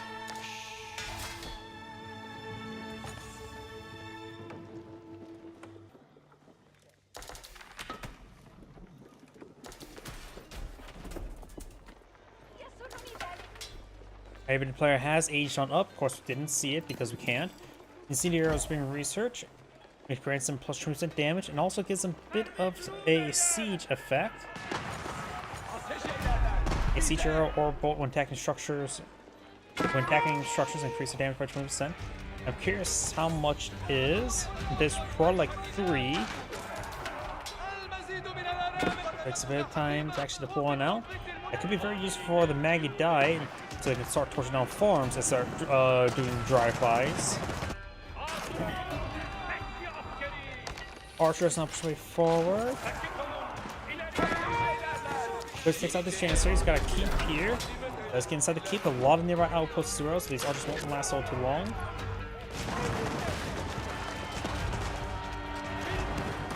Janissary is firing away. Alden player is pretty far from aging on up.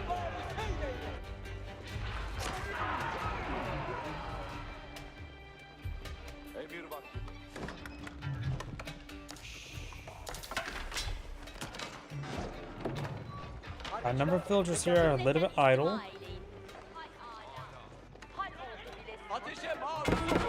Villager may get the outpost built in time, but probably not. No, it does not. And has his force move around. Let's see now. Yep, 3 damage arrow, just as I suspected, which is better than 1.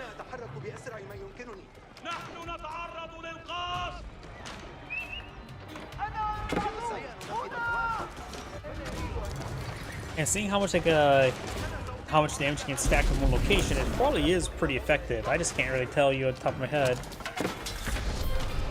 All 6 sites have been captured up by red. Very nice. These Seika sites are pretty close by each other, so a couple keeps could easily help protect each other. I saw a keep being salvaged there now. Archer's taking a bit of damage. Red is not aged on up. He may try to close the game in the castle. Zion has a bit of time. He can trade some of the time for some upgrades, resources, to get a very nice army. Now the biology research now increases the health of units by 30%.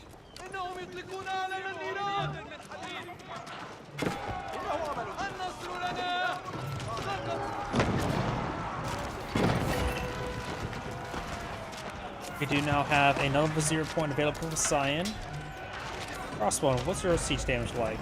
Does have 4 siege damage with basically the same DPS. Keep taking severe damage there. The upgraded bowling oil now. I'll probably get interrupted. Yeah, looks like the extra siege damage is paying off in the end. Got now the very rare Seagate Castle now being established right here. Which is basically a free keep, makes us traders have increased movement speed and armor when near keeps, which is nice. Oh, that's a Cyan keep, not a red keep. I thought it was going to be a red keep. So yeah, Cyan should be able to decapture the secret sites pretty easily there.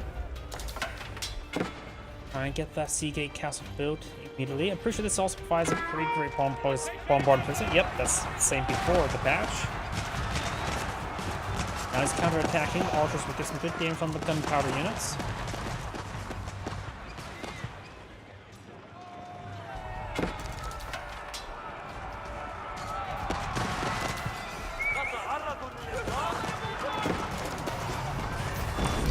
Good damage there. Takes out that lumber camp.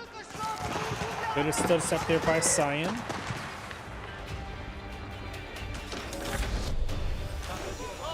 Awesome, now pushing the way forward up here.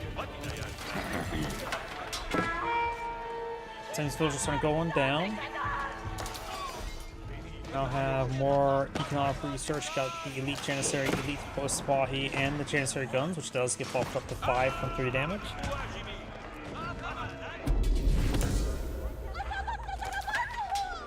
That village does go down. The second site is not being decaptured at the moment. Double spring golden placement here.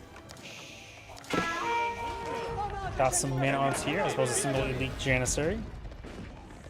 Damage gets bumped up to 20.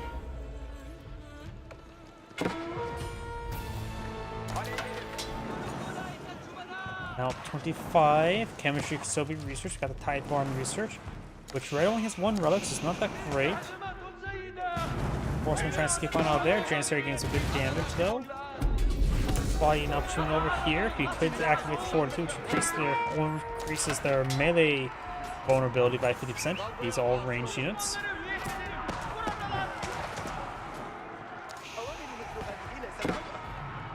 Elite Spahi research. Great Bombard got a massive hit there.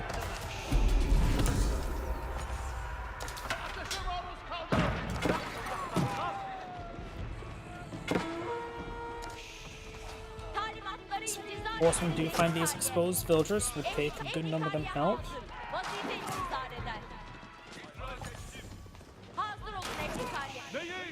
Does inside the outpost there, but these are light units, so don't take the bonus against heavy.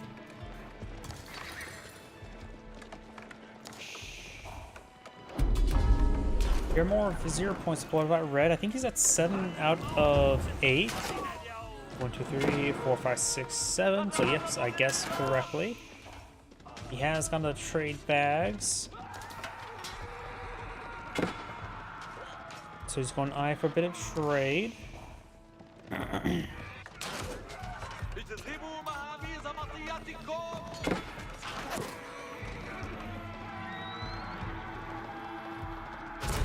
Straightforward. Second site has been decaptured by Dervish, or recaptured by Dervish. All these red villagers going down. We got 103 villagers versus 118. Science so far killed off 50 villagers, while Red's only killed off 5. While Red did have a secondary town center, a bit of extra time. It simply did not pay enough advantages, or at least it kept them from not losing the game. More villagers, whoops, hit my microphone. More villagers now getting raided by these horsemen.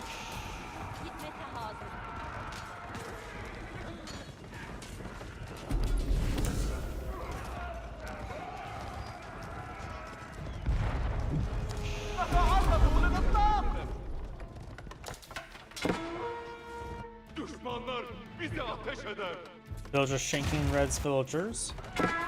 Red's now below 100 villagers now. Got the elite spearman research on the way for Red. No spot he get easily overwhelmed. Now he can start hitting some various villagers. Red's force here is trying to respond.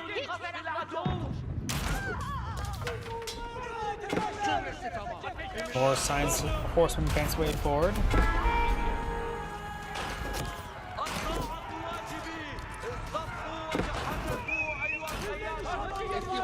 Red has a great bombard, and it's also garrison swell, so it gets increased attack speed. I'm gonna try destroying that. Opponent may try distortion it down as well. Got some horsemen up there. This guy's lost vision. Horsemen here. Push down some farms.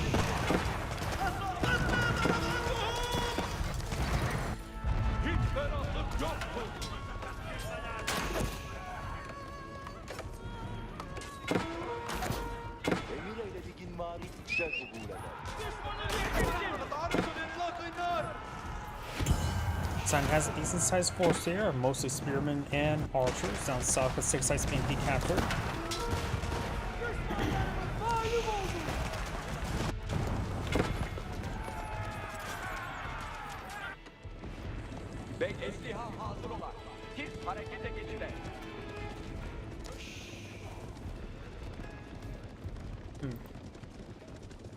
We have this silk bowstring research, so now they're up to 7 range,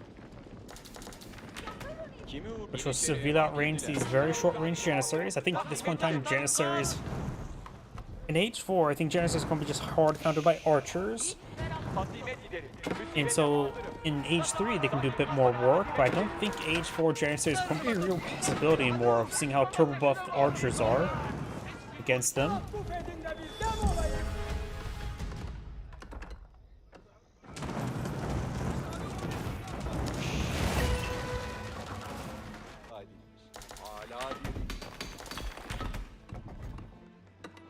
More walls going on up. Do we have a university somewhere over here?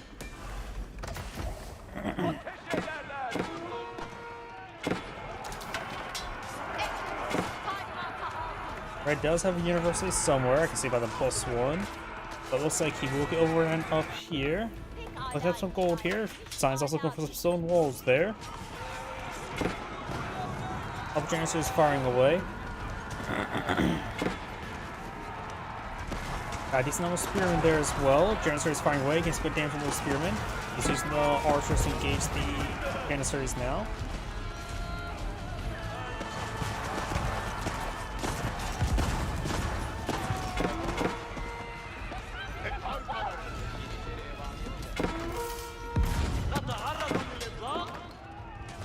Archers and horsemen straight forward. Does inside those outposts.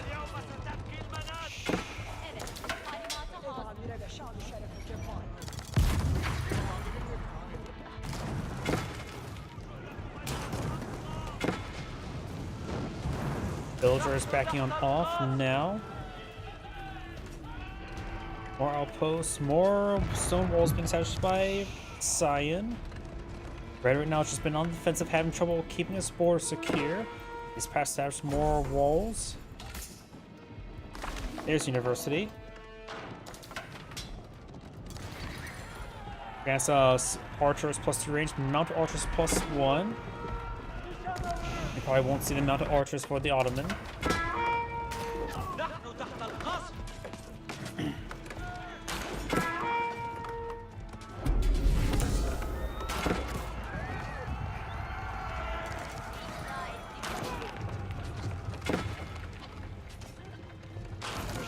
I wonder if the silk bowstring also affects the crossbow. Don't know yet. Nope, I hear a great bombard in place somewhere. Deep, gain some damage on these various forces. Got these Giloms now blowing the field. Still an excellent melee combatant. Oh, they also got additional melee arm or range armor now. Does it mean unique to Giloms, or that's something unique to all heavy infantry? I do not know.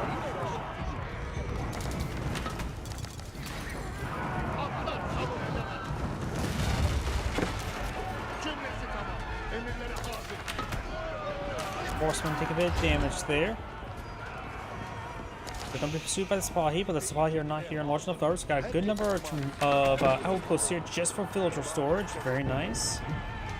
Elon's push way forward. And of course, the extra bonus damage from the archer, from the crossbowman emplacements, will not do much against them. Now they'll do 11, and these guys have 9 armor, so they'll take 2 damage per bolt. Sipahi trying to engage those forces. Red, I don't know where Red's army is at the moment. Those are villagers. Got some battery rams here, can engage by some Sipahi. Trying to torch down these outposts.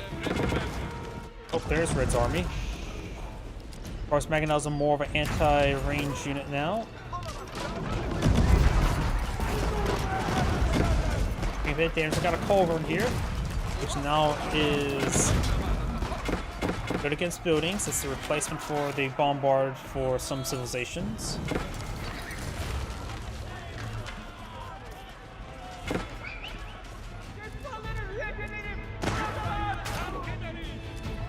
As for Living Wood on down, Cyan feels it's getting a lot more work done.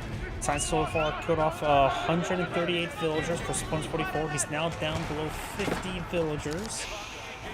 He has a bit of gold and wood to work with, so he could try getting some traders on in and pass some villagers onto the food. By the way, Red's economy is just getting ripped apart.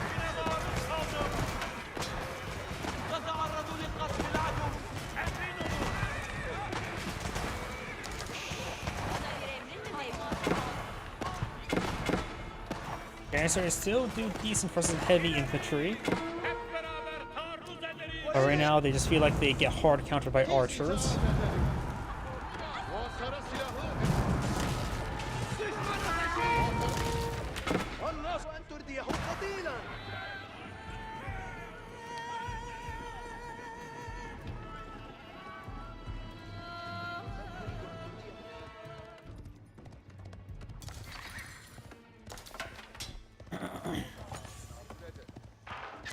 Spring golden placement.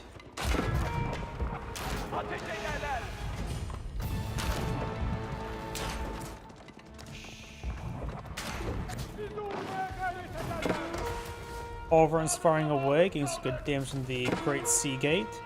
Does have pretty good damage versus infantry. I don't know what the splash radius is though. Janissary is firing away.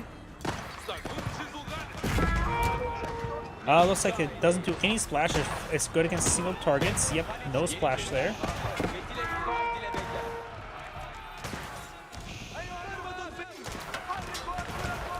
Janissary trying to engage these Giloms here.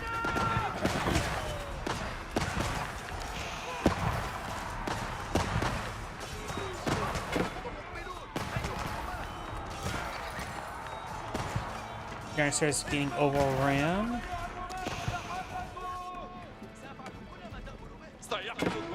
Cost of Culverins is looks like cheaper. It was closer to 900, but right now he does have the price reduction from the Golden Age, so really hard to tell there. We do still Great Bombard still costs a arm and a leg, but for population, I think it's a bit more than that before. I think it was 5 before, right?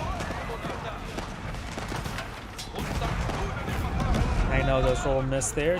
Janissary is now falling back.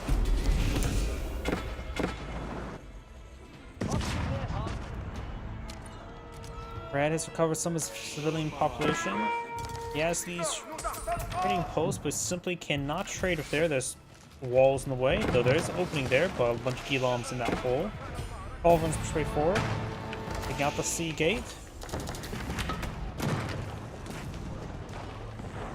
Attack speed's a bit higher than I remember.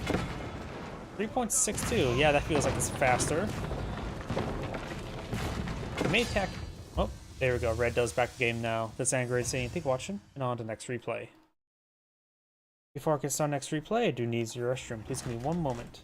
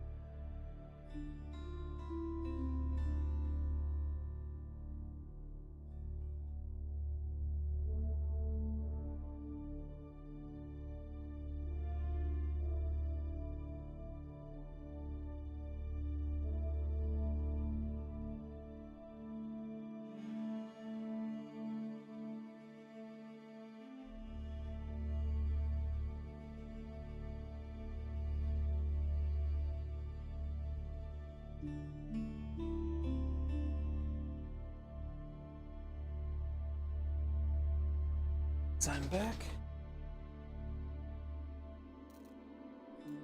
Let's take another look and see if there's any good replays.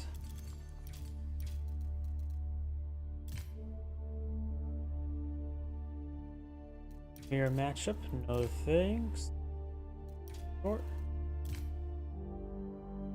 We'll try that one, but same players. I'll just keep that one in mind. Let's head on to another player.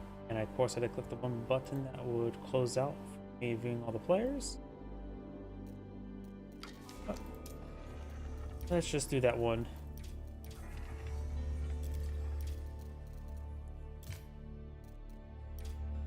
Byzantians.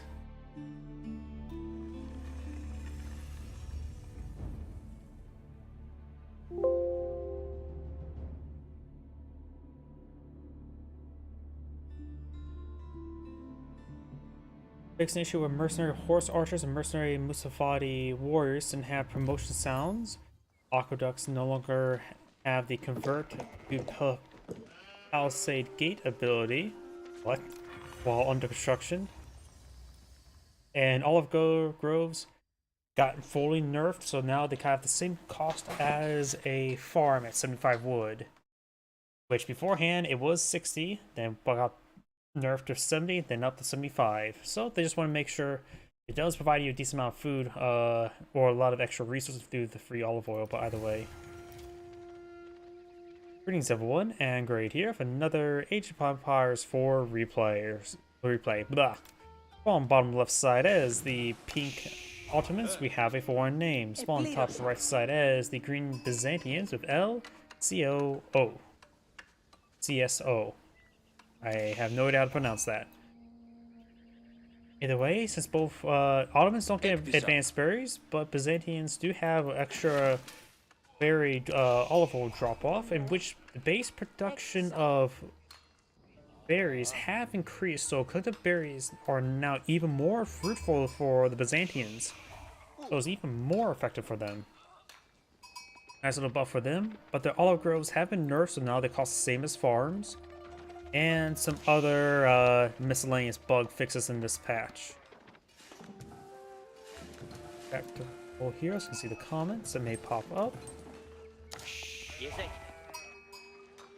Ottomans, of course, have new Vizier.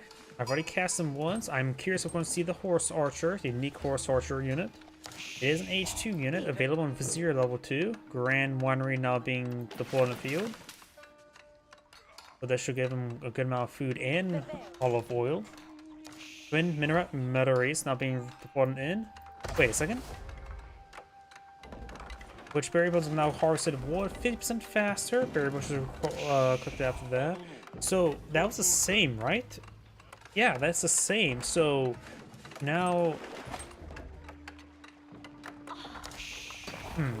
are these berry bushes, do they have a different collection rate as a modifier, or do they have the same collection rate with a percentage multiplier?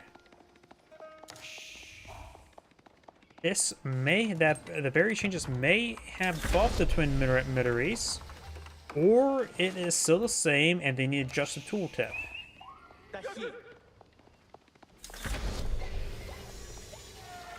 I honestly cannot tell. I probably will have to sit down, take a look at it, and stopwatch it. Maybe I'll look at the mod files. Yeah, I should be able to look at the mod tools and take a look at that. We also have Early Olive Grove, which are, of course, now full 75 wood. It looks like Pink is eyeing for some stone collection, so he's pulling eyeing, nope, military schools. Maybe a, whatchamacallit, a secondary town center later. Going for double military school at the moment. Let's make sure we have Pink selected, so we can make sure here the Vizier points pop up. The initial ones are still the same.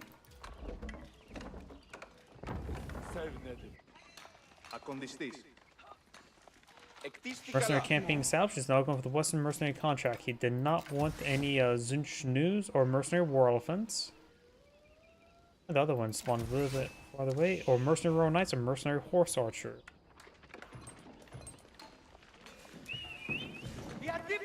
We got this. Oh, Longbow should be very good. As I saw with a previous replay, it feels like Archer units are very, very effective versus Janissaries now, so these Longbowmen should be incredibly useful. Having that bonus damage versus light gunpowder now.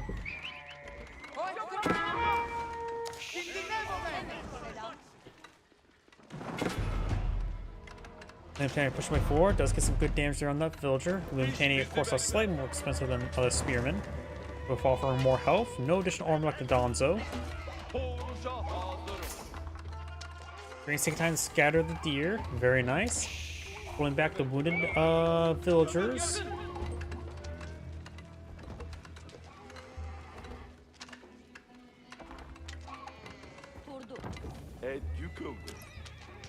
Scout does take a nice arrow volley there. Deer has been scattered, so no, go for the mill. I say go for the mill right there. We do have 0 point now available. I don't see any sheeple there. Let's just sort of keep an eye here. He goes for the imams, which none of these villagers are quite wounded, so that is going to be quite nice. We got more aggression being pulled on in by the Byzantine player. Going for Limitani, mercenary longbowman.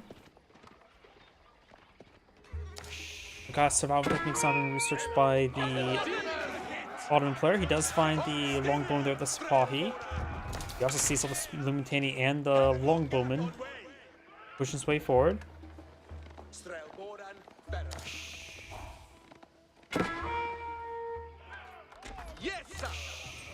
Pink does lose a villager there. Longbowman is still very nice to use. Good damage down those villagers. Takes out 2 of them, or 3 of them. Spahi and Scout falling back now.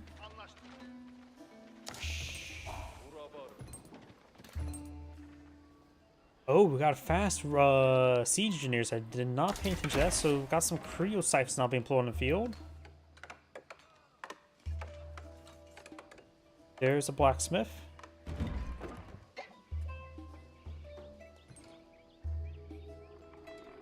Creocyphers, of course, give them a little bit extra range and be easier protecting with some long bones since the Creocyphers sit back a little bit farther. I wonder, how did Creocyphers get changed? They of course have 95% range resist. The damage, I have no idea. That seems like the save. I have no idea what the Creo Siphon's damage was beforehand. Spy activate 4 to 2, increasing attack speed by 50%. Getting some good damage there. Imam's healing out some of these units, pushing back forward once again. Pull back some wounded Imam there. These Imams are going to be very critical for his defense. Very nice.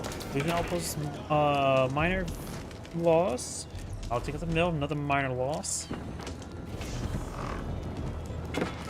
He's some great healing across these forces.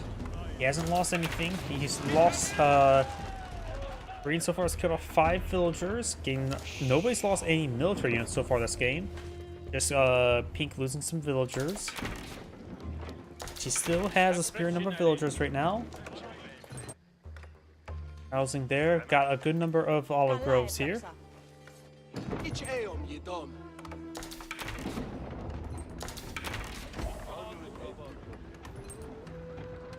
The outpost being established. Creocyphe's now taking out the town center. Spotty charged way forward. He's focused on this Lunatani. Spotty, one does go down to the wounded one. Lunatani seeing a bit of fire from the archers. Longbow focused on the archers. Very nice. Spotty push way forward. And now Spotty should be able to gain some more damage there. The town center is now set ablaze, so mass repairing it. One of the Creocyphes does go down, giving Pink a bit more breathing room because it is DPS by 33%. One of these spy is almost down. Another spy goes down. Town center is out of wood. So town center is probably dead. He's been a wood now. He's mass repairing it now for more villagers. He's going to be burning through that wood pretty quickly. He's throwing more fuel in the fire, if you will.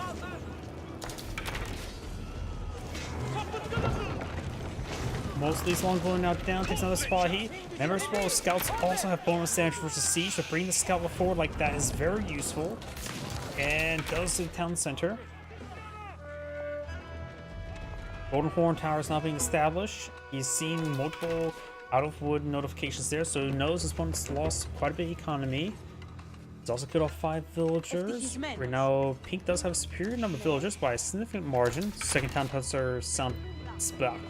centers do go a long way by being stationary. More mining research now being researched.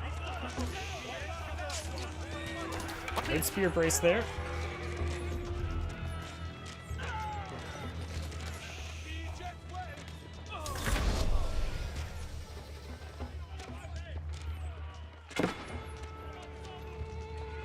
Longbowmen falling back, but the veterans mercenary contracts as well as Ardent Lumitani. Ardent mercenary contracts gives them access to the land Skinnex, which is not going to be useful against these archers. But just stick to Longbowmen. He is going for some cataphracts, another good item at this point in time. His opponent does not have any spearmen to counter them.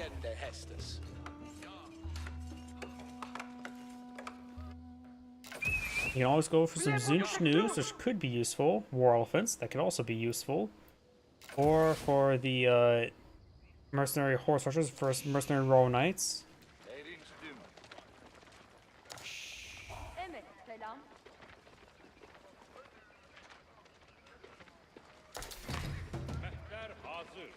My turn now established. And 2 Imams still alive as well.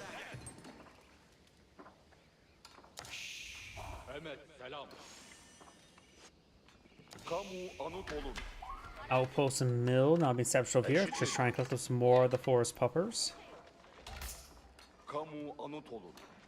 Not too many deer carcasses remaining. Got this one here, which has full, as well as that one there. Oh, there's also this one here. So there's actually half deer remaining.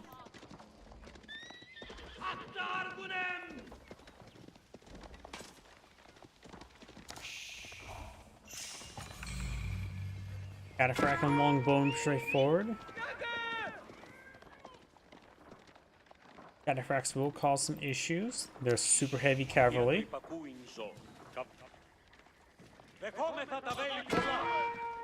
And now Cataphracts do have 4 armor. We've got the trample was utilized there.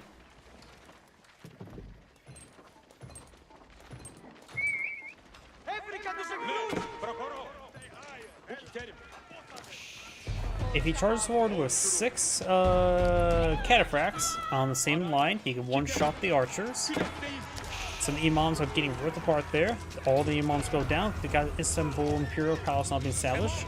Even more Vizier points. It has been buffed, so now provides 3 Vizier points rather than 2 to accommodate the more Vizier you can bring on in. In other words, more of it's funny how they buff the Istanbul Imperial Palaces simply give you more options to sink your Vizier points into. And now the Istanbul Imperial Palace is actually really nice because you get a lot more options just to utilize. Because now there's 12 options instead of 9, and you still have the only 5 same max Vizier. I'm pretty sure still just max 5. Run up to 5 Vizier. He has gone for increased military campus, has not gone for the unique cavalry archers. Also has 11 idle villagers.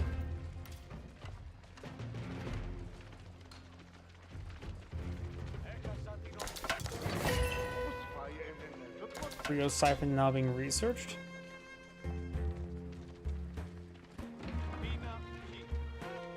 Zany player also has quite a bit of stone at the moment.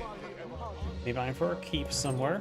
Maybe keep in cinematic to keep control of the sacred site. Also some monks would be half bad to get some relics. He does have 2 inside of here.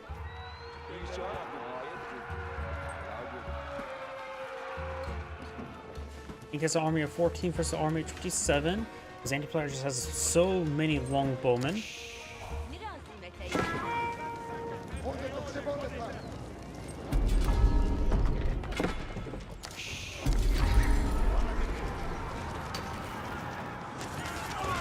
It's good damage there, a bit of trample there. Takes out all those spearmen, the cataphracts are still alive, falling back to a monk wouldn't be half bad. They're very wounded. That one does get impaled. 13 defensive defensive arrows here. He does not have the crossbowman one for increased heavy damage, which at this point in time, probably not that useful since most of this one's army is not heavy. The +1 base damage could be nice. Jenny try to avoid being like that. Creole siphons more than being established now.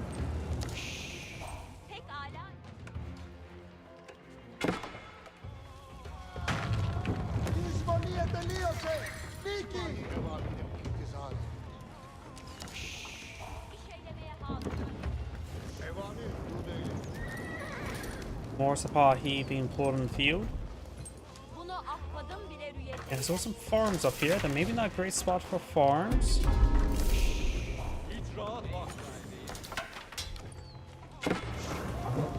+1 range damage right now for the Byzantine player.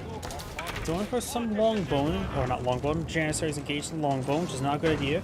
Longbowmen, as well as most archers, has the +1 or +8 versus light gunpowder units, which Janissaries are. And not to mention they still have their 7 range, so they're going to be very effective against them.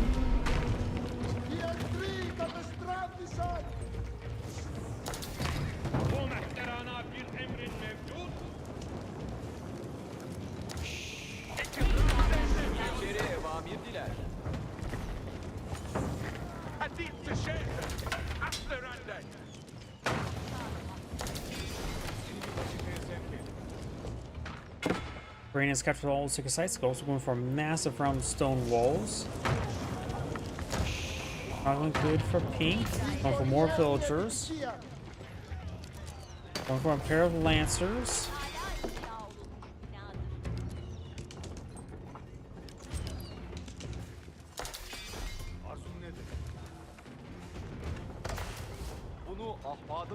Most of his military structures have gone down. He has built some more back here. He's going for some mangonels. Spahi received a bit of damage there. He has a good number of Nintendo to protect, however. Metra took a lot of free damage there. Metra will go down. Spahi just being got aggroed in, and they get wiped on out.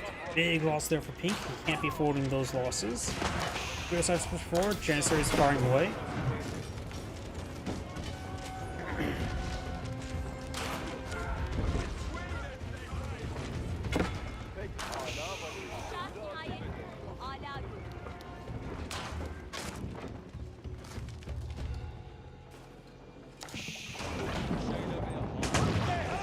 Ragnall does fire volley there.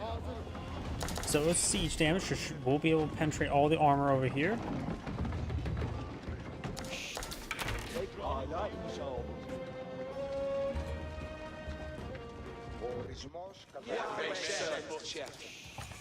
Also got some lands connects on the field. Now, this year point could be brought in by Pink. May need to go for Janissary companies. Oh no, he brings the Great Bombard. He's already passed the Janissary company. So he has a early Great Bombard. Please tell me it's called early Great Bombard. Nope, it's just called Great Bombard. It says it's weaker in this age. 55 damage, bonus average building, ship, infantry. I don't know how much weaker it is in this age. But should be able to put some holes in these walls. Or engineer company now being set for the Byzantine player, which will give them the arrow volley research. Now says a spring up here. No longer is armor piercing. It's no longer the it's still anti-ship, that's good to remember.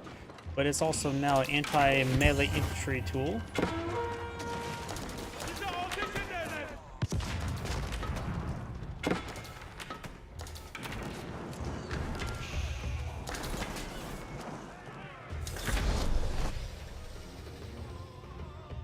What if when it says anti or armor piercing, does it mean it goes? I know it's supposed to go through multiple targets, but does it actually go through? Does that armor piercing back means it ignores the armor? If it does, it'll just say siege damage rather than range damage, wouldn't it? Maybe I'm mistaken. Now, it's not going through this, so maybe the armor piercing means it can pierce through multiple units, rather than it ignores ranged armor. Who knows?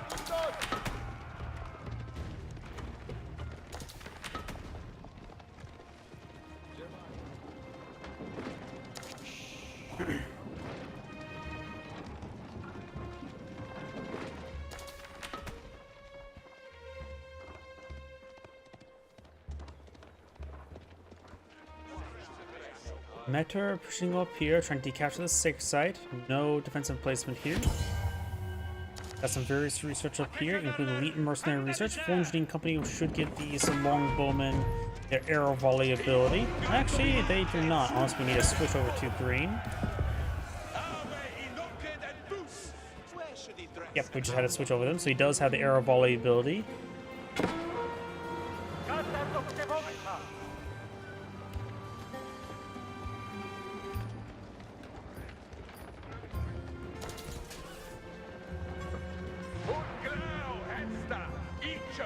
Now got these forces moving around.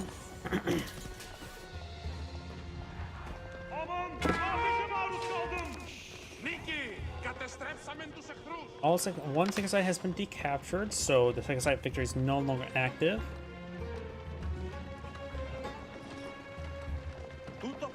Artifacts here in small numbers, so you got elite hit squad, which should be able to charge down these siege units. Overruns all those units, gets on top of them. Longbow firing away. Great Bombard needs to hit those infantry units quite hard. And Ink does back up the game now. That's Anchorage saying, "Thank you for watching," and on to the next replay.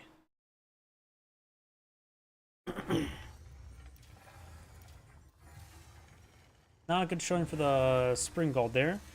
I do need refreshment again. Please give me one moment.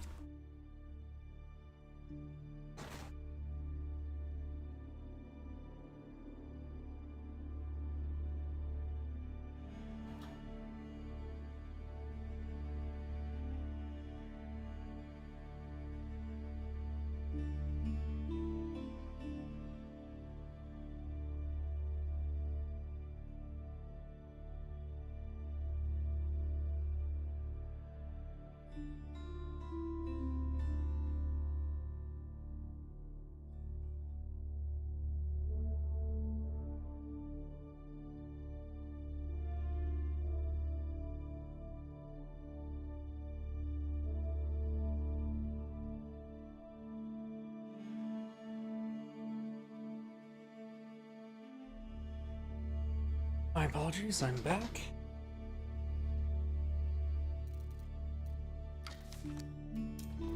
Let's see, that was the last possible reason. Let's see now.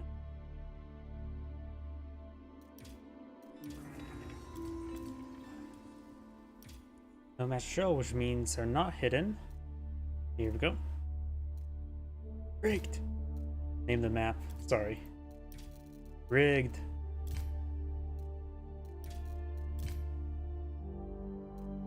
Important all of those.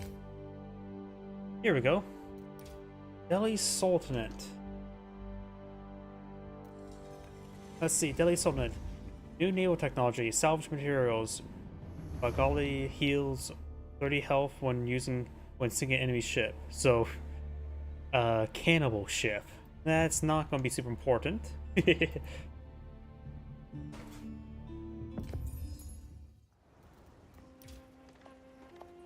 Greetings everyone, and Grade here for another H-Bars for replay. Spawn on bottom left side as the Zuzi's Legacy, we have Crackheed here. Spawn on top right side as Magenta Delhi Sultanate with WOM01.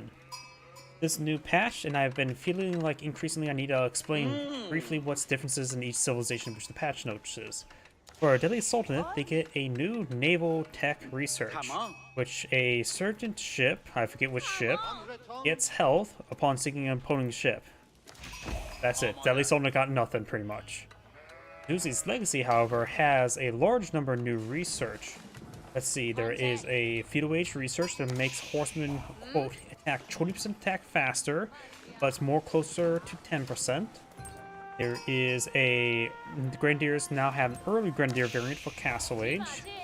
They also have an upgrade in that age, so when they throw a grenade, they do apply 15% or 25% damage vulnerability to melee and range damage, not to siege nor fire. Also a bit more of a support Grenadier.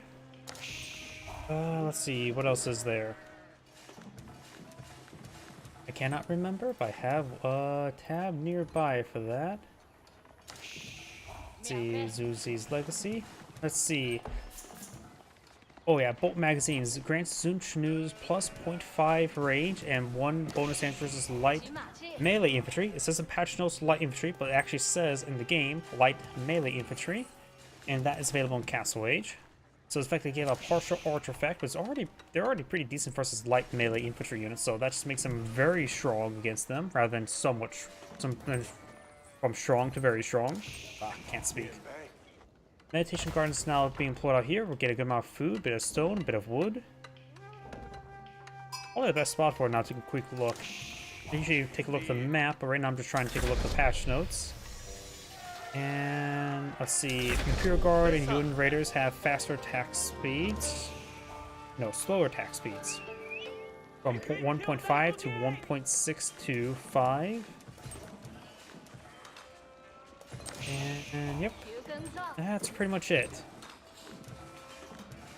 Now let's actually get focused in the game. You have the blacksmith going on up. Berries haven't adjusted, so they have a higher base collection rate rather than they have a higher base collection rate, but also improved berries now make them collect a little bit slower, 25% faster rather than the 30%. Slight reduction. Shallow Monastery being deployed in gives Shaman Monks fast castle for Zuzi's Legacy. Delhi Sultan player probably should eye for a faster castle.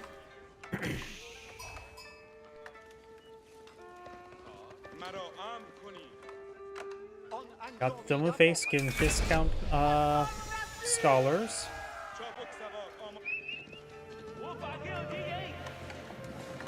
Ghazi Raider push away forward. Oops, that's the wrong button. Let's see, looks like this guy is still largely the same. Yep, looks all the same to me. But now got the Castle Age for Zuzi's Legacy. Shaolin Monks are very good. He's also going for Lancers. And Age 3 Lancers are pretty good against Age 2 Ghazi Raiders. Scout does stall for one left, largest Garrison Town Center. The Town Center, of course, still has that Cannoneer shot. Here comes a Lancer. So you can't probably get triple teamed. You know as well the increased attack speed research, which is we already has been researched, does also apply to Lancers. I don't see it there.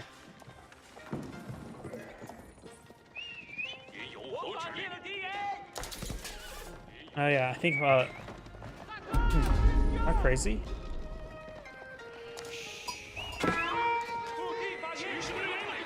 I might need to switch over Cyanide and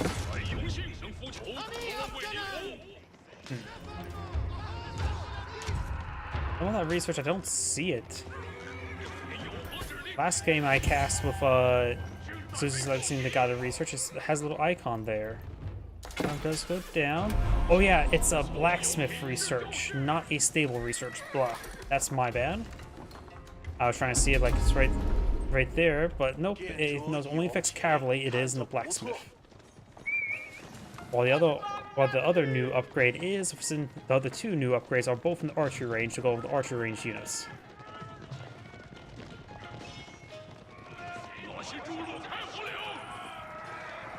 Gauzy Raiders backing off from the Lancers now.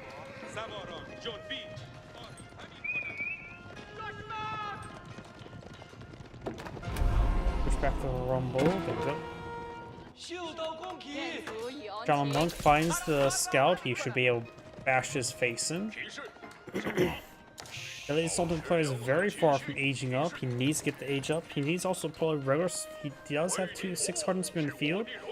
Fighting against a very large number of these Lancers.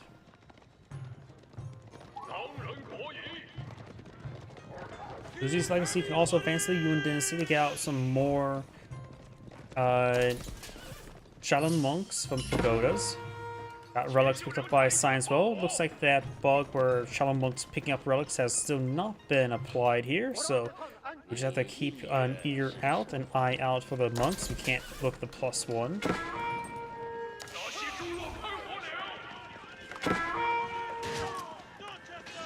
Lancers do get a bit of damage there.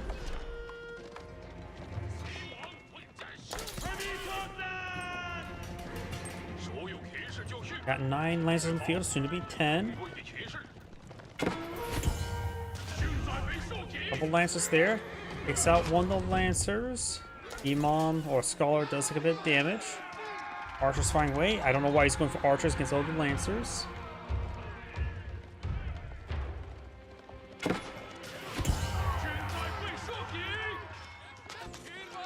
Good damage there. Lance is going down. He does not take the Scholar. Scholars, of course, can capture Sacred Sites in Age 2, and of course, they have the improved gold income from it as well. We got Survival Techniques almost finished by Magenta, which could be useful. Oh, he has Triple Scout. He is already ready to pick up those deer carcasses.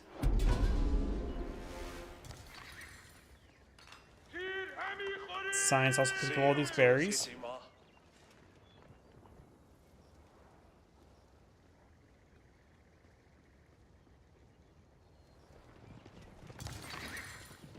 Down south, we do have a set of Gauzy Raiders pushing forward.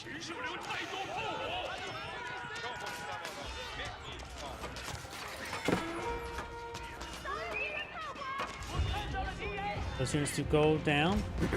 Gauzy Raiders pushing forward. One villager does go down there. And also the rest of these Gauzy Raiders will go down. Got this scout drawing some fire there. Does take out that one as well. You have the hand cannoneer slit. I wonder the hand cannoneer slit. They said they changed some of the arcing profiles of the projectiles, so maybe the hand cannoneer slit fired a lobbed a shot like that as well. Guess we'll find out soon enough.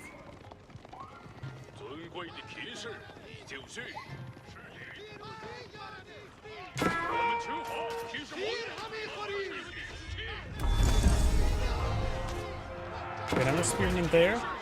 Remember, these are Age 2 spearmen versus Age 3 Lancers. So these spearmen won't really do all too much. Their upgrades greatly improves their bonus damage.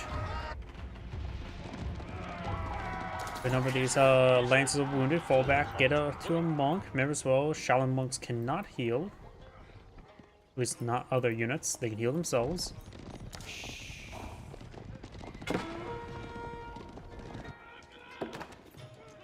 Palamon trying to pick up this relic. He's so far claimed 3. Bashing these spearmen's faces in.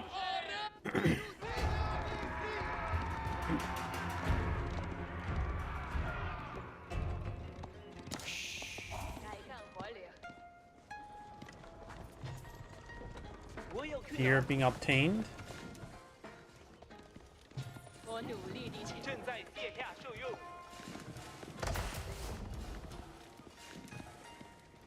22 wood per minute, as was 48 food, and a good amount of stone. Compound Defender now being aged up with, which will of course give him access to earlier keep research, as well as make his keeps cheaper.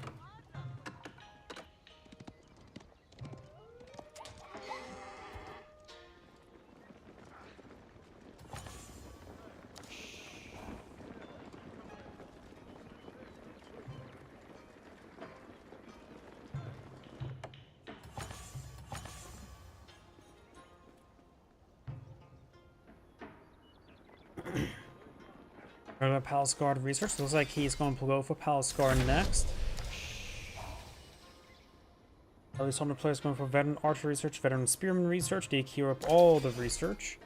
And polishers are eyeing some crossbow, a couple crossbow in the build queue, as well as a lancer.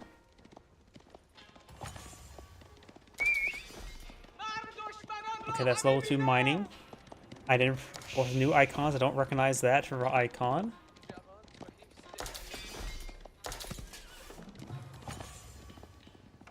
Got a spring gold emplacement here, that's fortified. 已准备好流血与战斗。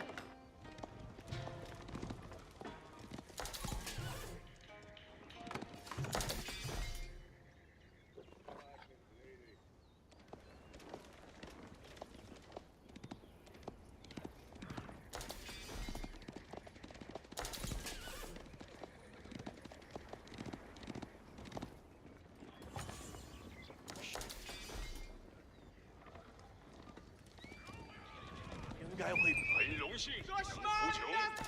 Scout moving around, Lancers engaging. 承受了太多炮火。By no time. 我发现了敌人。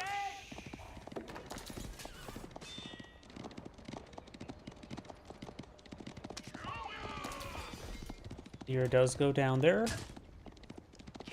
Oh, Cyan has his own survival or professional scouts. I was not expecting that.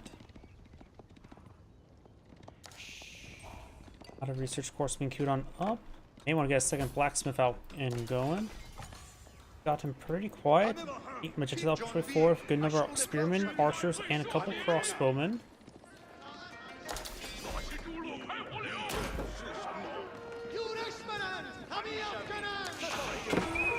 A bit of damage there. Palace Guard's now charging way forward. And the lack of crossbow in these Palace Guards should be just fine. There's not a whole lot of force there.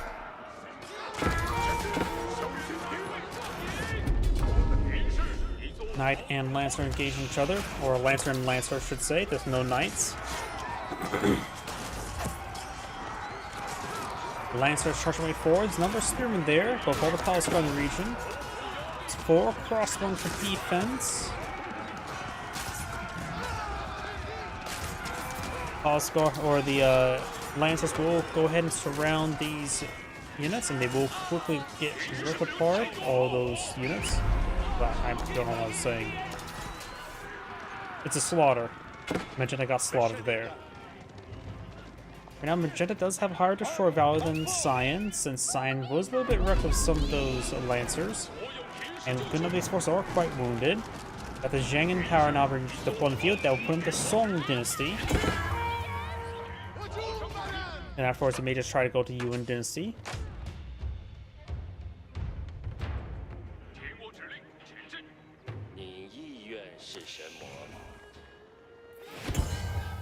Galamong still seem the same.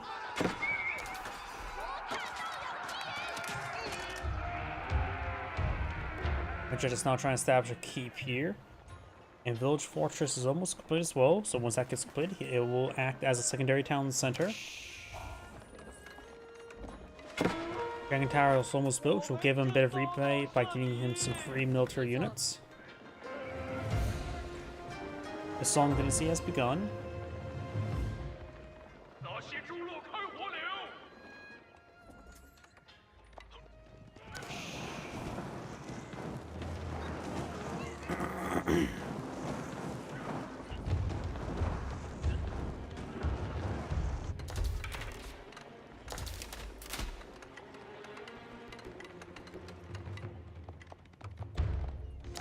店主有请，看着不错。不错。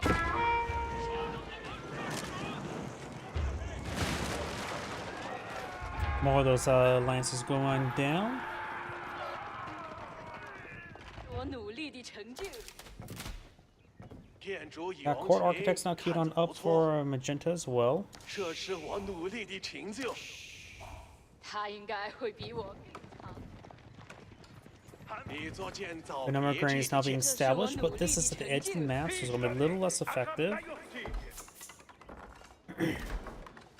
Wonder if it'd be a good idea to delete that village and put the next granary in this region.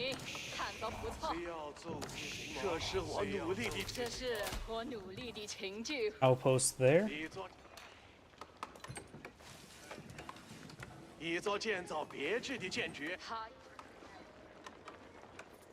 他应该会比我更强秀。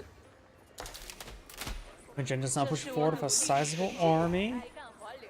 Take a side victory in 7 minutes and 45 seconds. 我应该 Outpost established, but that will quickly get torched and down, and all the villagers killed on off. We do have these palace squads slipped around. There's no walls there. Magenta simply did not send walls down there. We may not have that area even scouted out.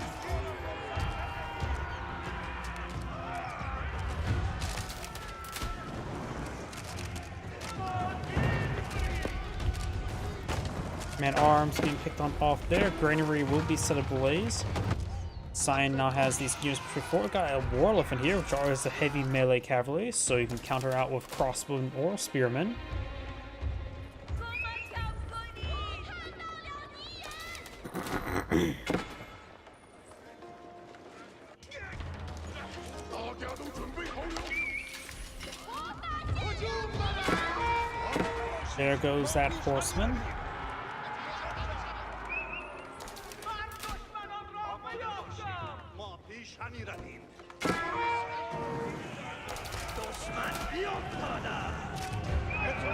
Arms quickly being torched on down. We do have some of these necessities being established. And now the changes, they're no longer generalists, they're a bit more focused on anti-ranged. 请在服从命令。 天猫也错了。 And now I'm slicing apart these villagers. 记得剑级。请在服从你的命令。我看到了敌人。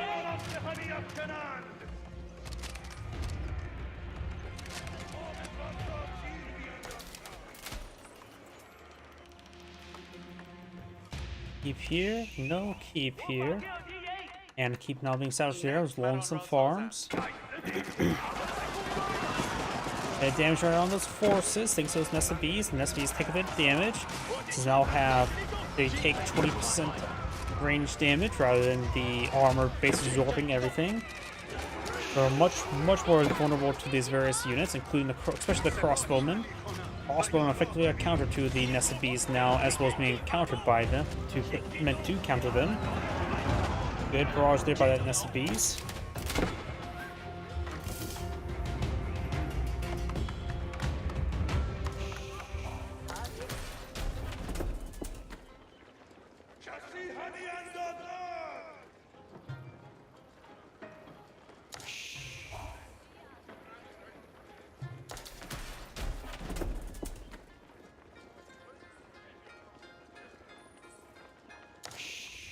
Magenta is back on off. As decent-sized army, the army battle is severely in his favor. Cyan has basically no military force. I don't know why he has a pair of trebuchet there deployed in the field. 聚义留心，命令来了。19, so he has 22 military units. Okay, these siege units are not being counted as count total anymore, are they? I see 21, that's 24, so there'd be 3 other units, 2 Palace Guard, and the Scout will cover that. So it looks like these siege weapons are not being counted in this number anymore. That is interesting to note. I think the army value as well. Great, more funny business for caster stuff. Let's see, let's assume 20 crossbow, which means 2,400 resources. That'll leave roughly 1,500 more resources to cover. Which the siege weapon should fill that out. 1,200 plus another 1,000. Yep, this down here is just screwed up at the moment. Because this will be now 25, that would effectively be 3,000 resources there, leaving another 1,500. It's another 1,200 here, leaving 300. Yeah, I have no idea what the army value is technically supposed to be. It seems somewhat correct, but it also seems a little bit short. Maybe close to 6,000 to 7,000. Well, his opponent says it has 11,000, which that's a lot of crossbowmen there. 50. Yeah, that seems about right.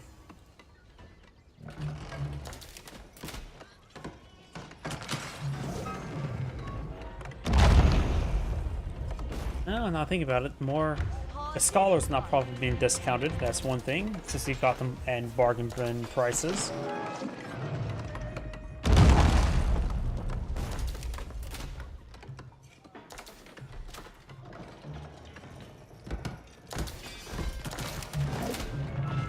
It looks like the Scholars are being counted here, while his opponent's siege weapons are not being counted there, so who knows what's happening.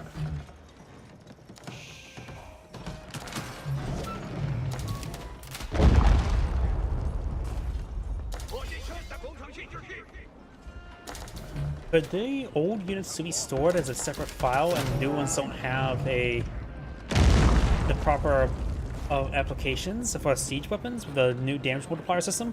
I have a feeling they kept a copy of the siege weapon stored away, the old set, in the database files. But that's just a guess at the moment. Got a couple Mangonels here, which does do 10 plus 8. Got a good volley on the trebuchets, that's for sure. Trebuchets get some more damage there. Crossbow way forward.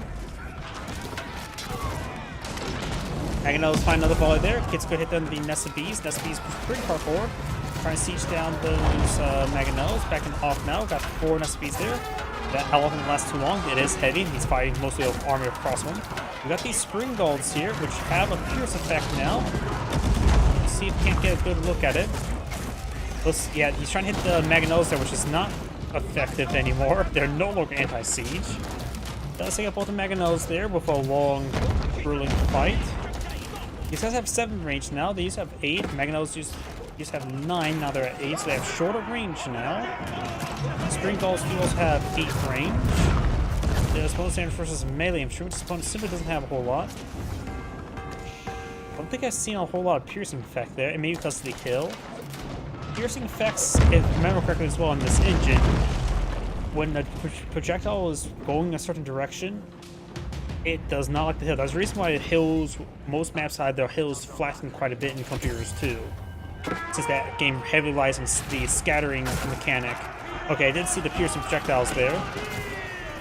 But I think the hill is causing issues for the projectiles. Yep, they're raining a little bit short there, I believe. These get a good damage there. Nest of Bees taking some fire. Crossbowman versus crossbowman. It looks like the piercing effect does not work on the crossbowman, or maybe just finding max range. Or it could be the hill, like I said.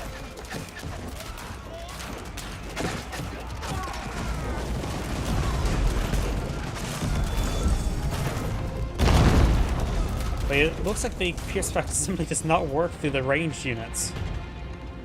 I don't know if that's intended or not.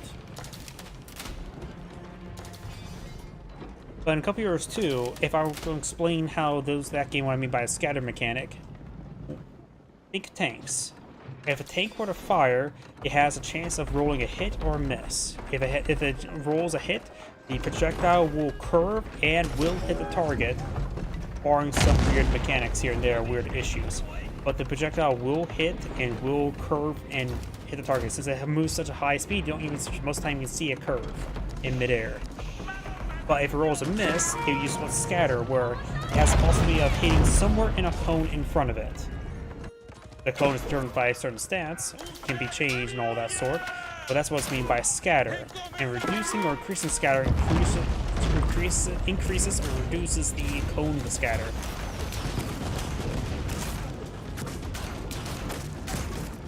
Looks. And yep, and it's not going through walls because the pierce effect does not go.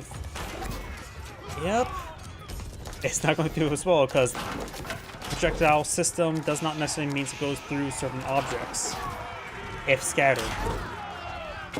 So it must be using the scatter system and scattering and hitting the walls, and thus immediately stopping the projectile. And it looks like if it doesn't hit a melee infantry unit, it does not scatter.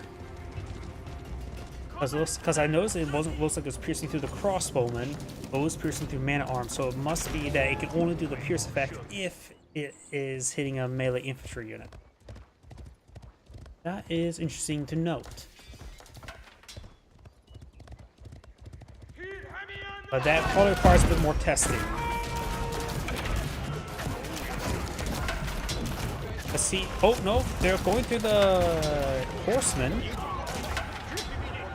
Okay, maybe I'm just wrong about some parts of it. It didn't look like it was going through the crossbow, but maybe it's just because it's firing at max range.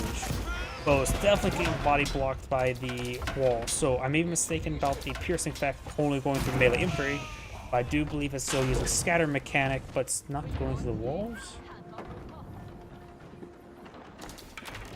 I have no idea at this point in time. And a couple euros too, grenades can get caught up on various objects such as housing. They may need to work on what the entities, the pass-through entities. There's a stat where you can set certain okay, looks like I just realized that he actually built through the wall, and he went through that gate. I have no idea at this point in time. I'm gonna also get a volley on the trebuchets.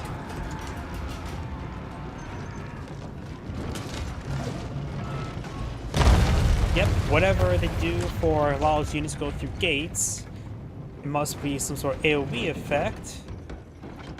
Allow enable pass through.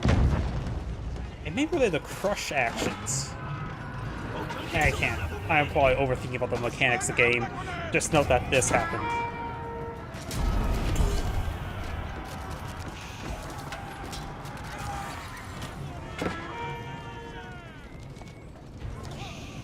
Did it make it so you can't really cross T anymore of the walls? Is that a thing that's changed where you can no longer stop a wall from being built by building wooden walls around it? Yes, I need to check the patch notes again. There's a lot in the patch notes. It's a big update.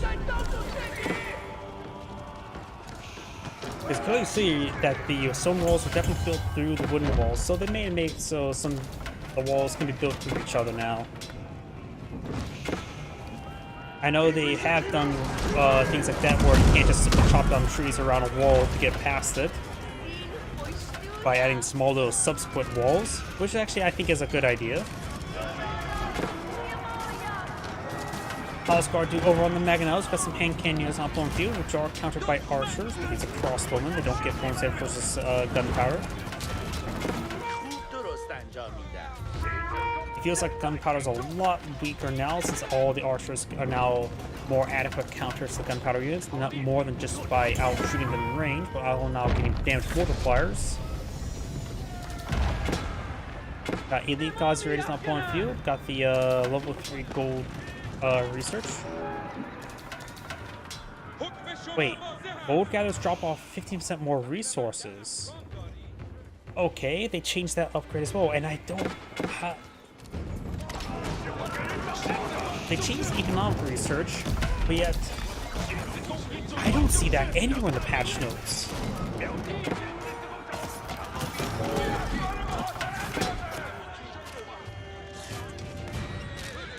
Because plus 50% gold drop off, that's very different. That's actually very powerful.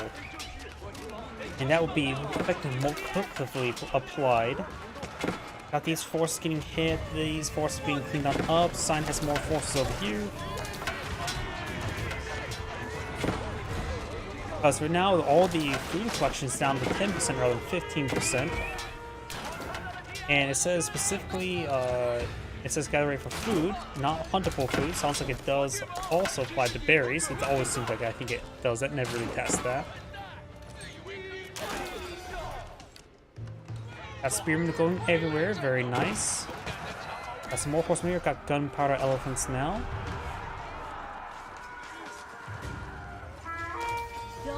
Did they ever fix the gunpowder elephants where they attack count as 3? Nope.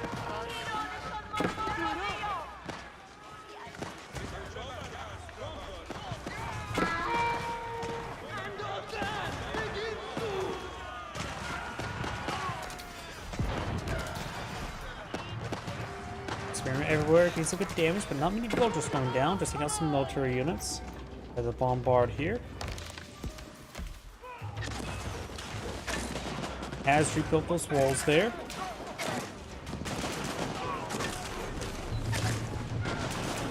And if all those units can attack the walls, doesn't necessarily mean they do a good job at it. Yeah, now the nested bees, just their base damage got reduced, so no longer a soft counter to the walls like Mangonels. So the more geared to anti or range damage. It also means they just do nothing to walls anymore. Well, this actually Mangonels do bonus damage for buildings. Mangonel, the nested bees simply doesn't.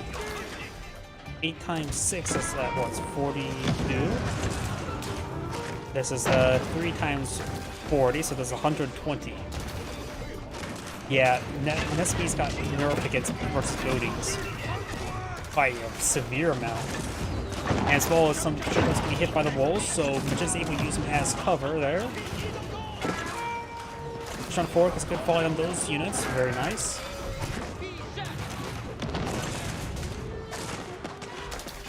Oh, Palace Guard did straight forward, finds a gunpowder elephant.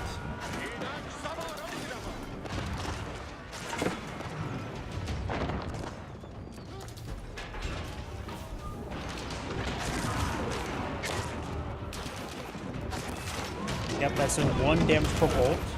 And again, did Sprinkles... Oh, there goes the wall. Did he cancel that? I think he actually canceled that. I don't think it was actually destroyed. We deleted it. Got a good ball there from nested bees. Push really forward. Does got some of the siege units. These hits on the gunpowder elephants. They are classified as raids, so they should receive bonus damage from the nested bees, which they are.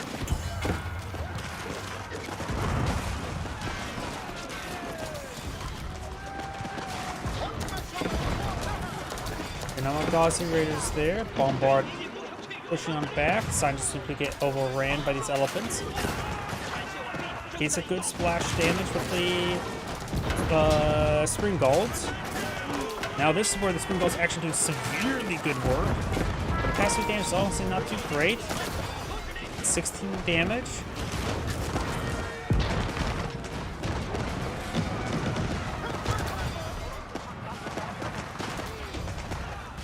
Gunpowder elephants doing just fine.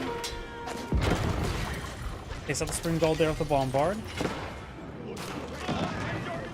Does do bonus damage versus building, ship, infantry, which doesn't say do bonus damage versus siege, so that should be ineffective as siege.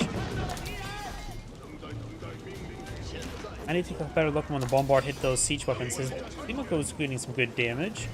Unless somehow siege weapons are classified as infantry, but probably unlikely.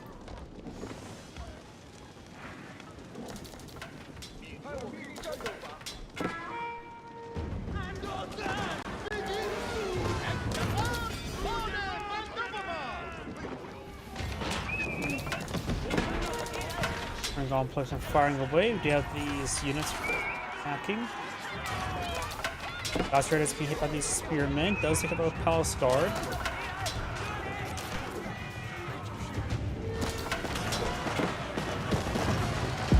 Elf being healed on up.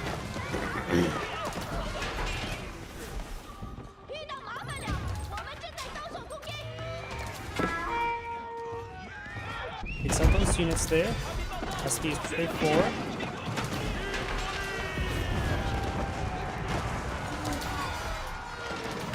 Palace Guard charging the way forward.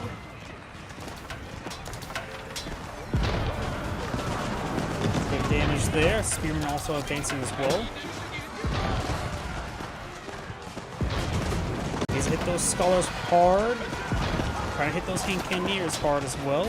Regular archers are the way to go to counter him, but Zuzi's Legacy, he doesn't get archers. There's a bit of problem with Zuzi's Legacy now. They now lacking the powerful counter to the gunpowder that all the civilizations get. Ironically, Sinchus maybe do better in Castle Age and Feudal Age, but in Imperial Age, archers are now super good.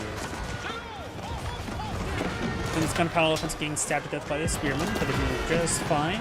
Getting nicely healed by these scholars. More Gossard is straight forward.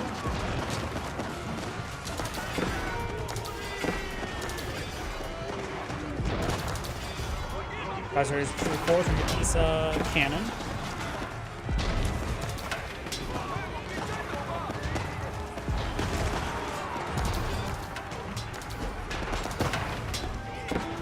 Gunpowder elephants push way forward.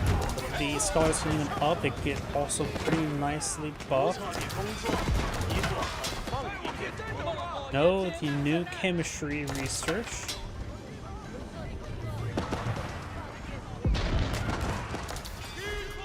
Gaziard is moving around. Sign's just trying to hold. Jet has an army of 87. Sign has an army that's greater than 28. Army value? Okay, that just... I don't know what's right or wrong right now, the army value. 22,000 is even high, even with standard armies. I think he's somehow getting double buff while Science is getting not as shown, because he has a good number of bombards in the field. Each one costs 700 or 850 resources. I don't think that's being calculated properly.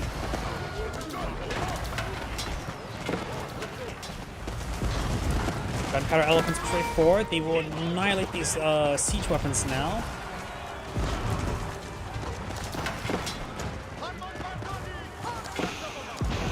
Palace Guard straight forward and falls away back. Got a Gaziard up here.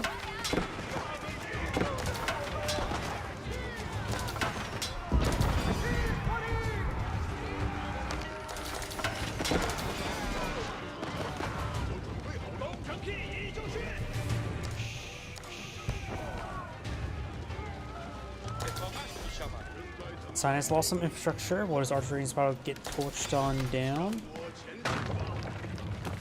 Our elephants have a lot of armor. A lot of range armor. But also, I'm not. He's still getting his refined level blacksmith research as well. And since it's not classified as heavy, you can't just use crossbowmen to counter them. Spearman's probably the way to go. Maybe getting out the... I can't remember what age up he went for. I think he went for the library. I don't know what library research has gone for.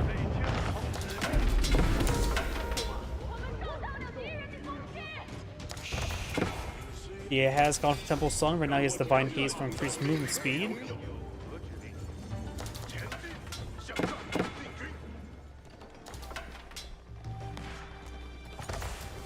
Some more horsemen up there. Horsemen do bonus aim versus range, so they should be a good counter to those gunpowder elephants. They're getting overwhelmed.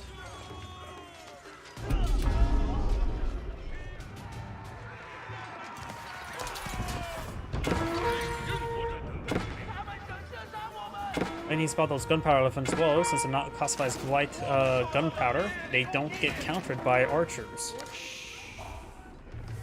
And they have good armor to actually counter the archers.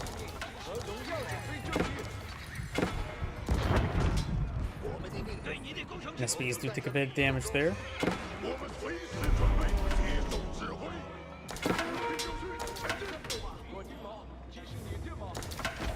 Biology not being researched as well.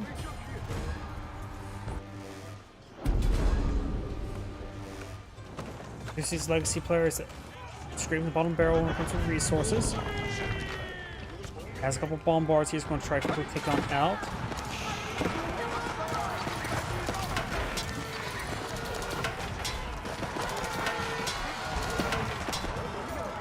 The damage done, the gunpowder elephants slowly peeling them apart.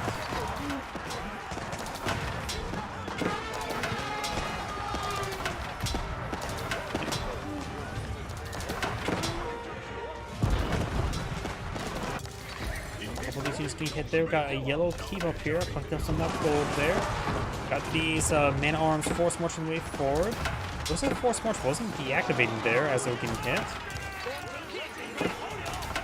SPs push way forward, trying to get some more damage on those forces. Bombard gets a good hit there. Does do 50 damage, so if the Bombard does not do bonus damage versus siege weapons.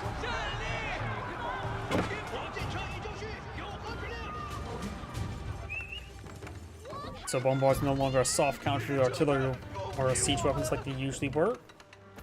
Now I got a keep here. Palace Guard and Spearman trying to stop them. After the sacred site here, he does get behind the walls. The Handcannons can get on top of those walls.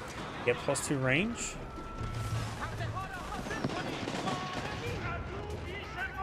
Looks like the Nesby is getting stuck, stop and targeting the stone gate. That's probably bad. He needs to fix that. And the keep looks like will be interrupted. Time's pushing up here. There's still an opening there he's exploiting. And now we got just 444. Got a good number of mana arms. Still Song Dynasty.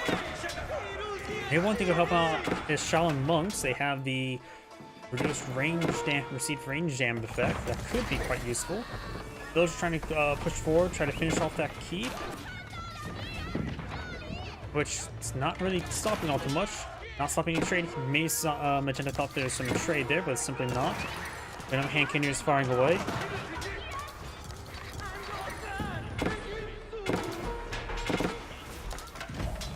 Push forward some various units there. Games focus on Magenta's villagers. Both of them now below 100 villagers. Keep has been established. A bombard or two will fix that up by removing it.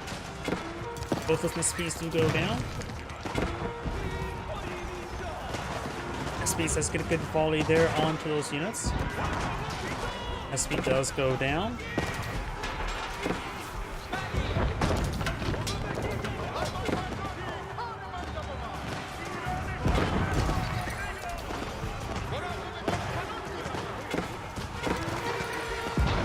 Elephants are seeing quite a bit of damage there. Over here, just got some horsemen. Spearmen and large arms moving forward with a good number of horsemen in tow. And for more spearmen, more horsemen. He's scraping bottom barrel. His Nesby's firing away. He's good damage on those hand cannoneers. Those scholars cause some issues. He may just need to target those scholars with the Nesby's, slowly whittle them down. Now, Zeus's legacy player just simply can't. He doesn't have a proper count for these hand cannoneers. Those Maganos were offer a lot higher damage, didn't they? Against ranged. The Nessa Bees have been nerfed a little bit too much, plus they don't get free gunpowder anymore, or chemistry. So now they don't get their inherent increased base damage.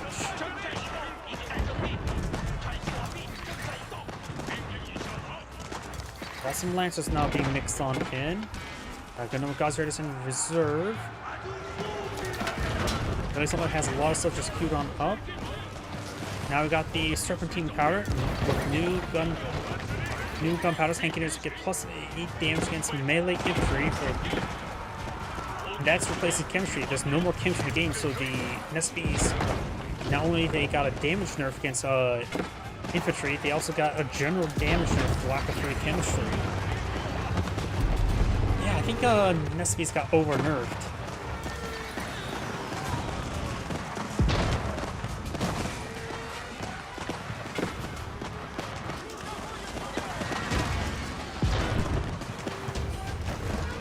More mana on force marching the way on in. Looks like the Judge is going to steamroll in. Sign does have a bit of resource stockpiled up, but looks like 0 units. I think he may be chatting with his opponent right now.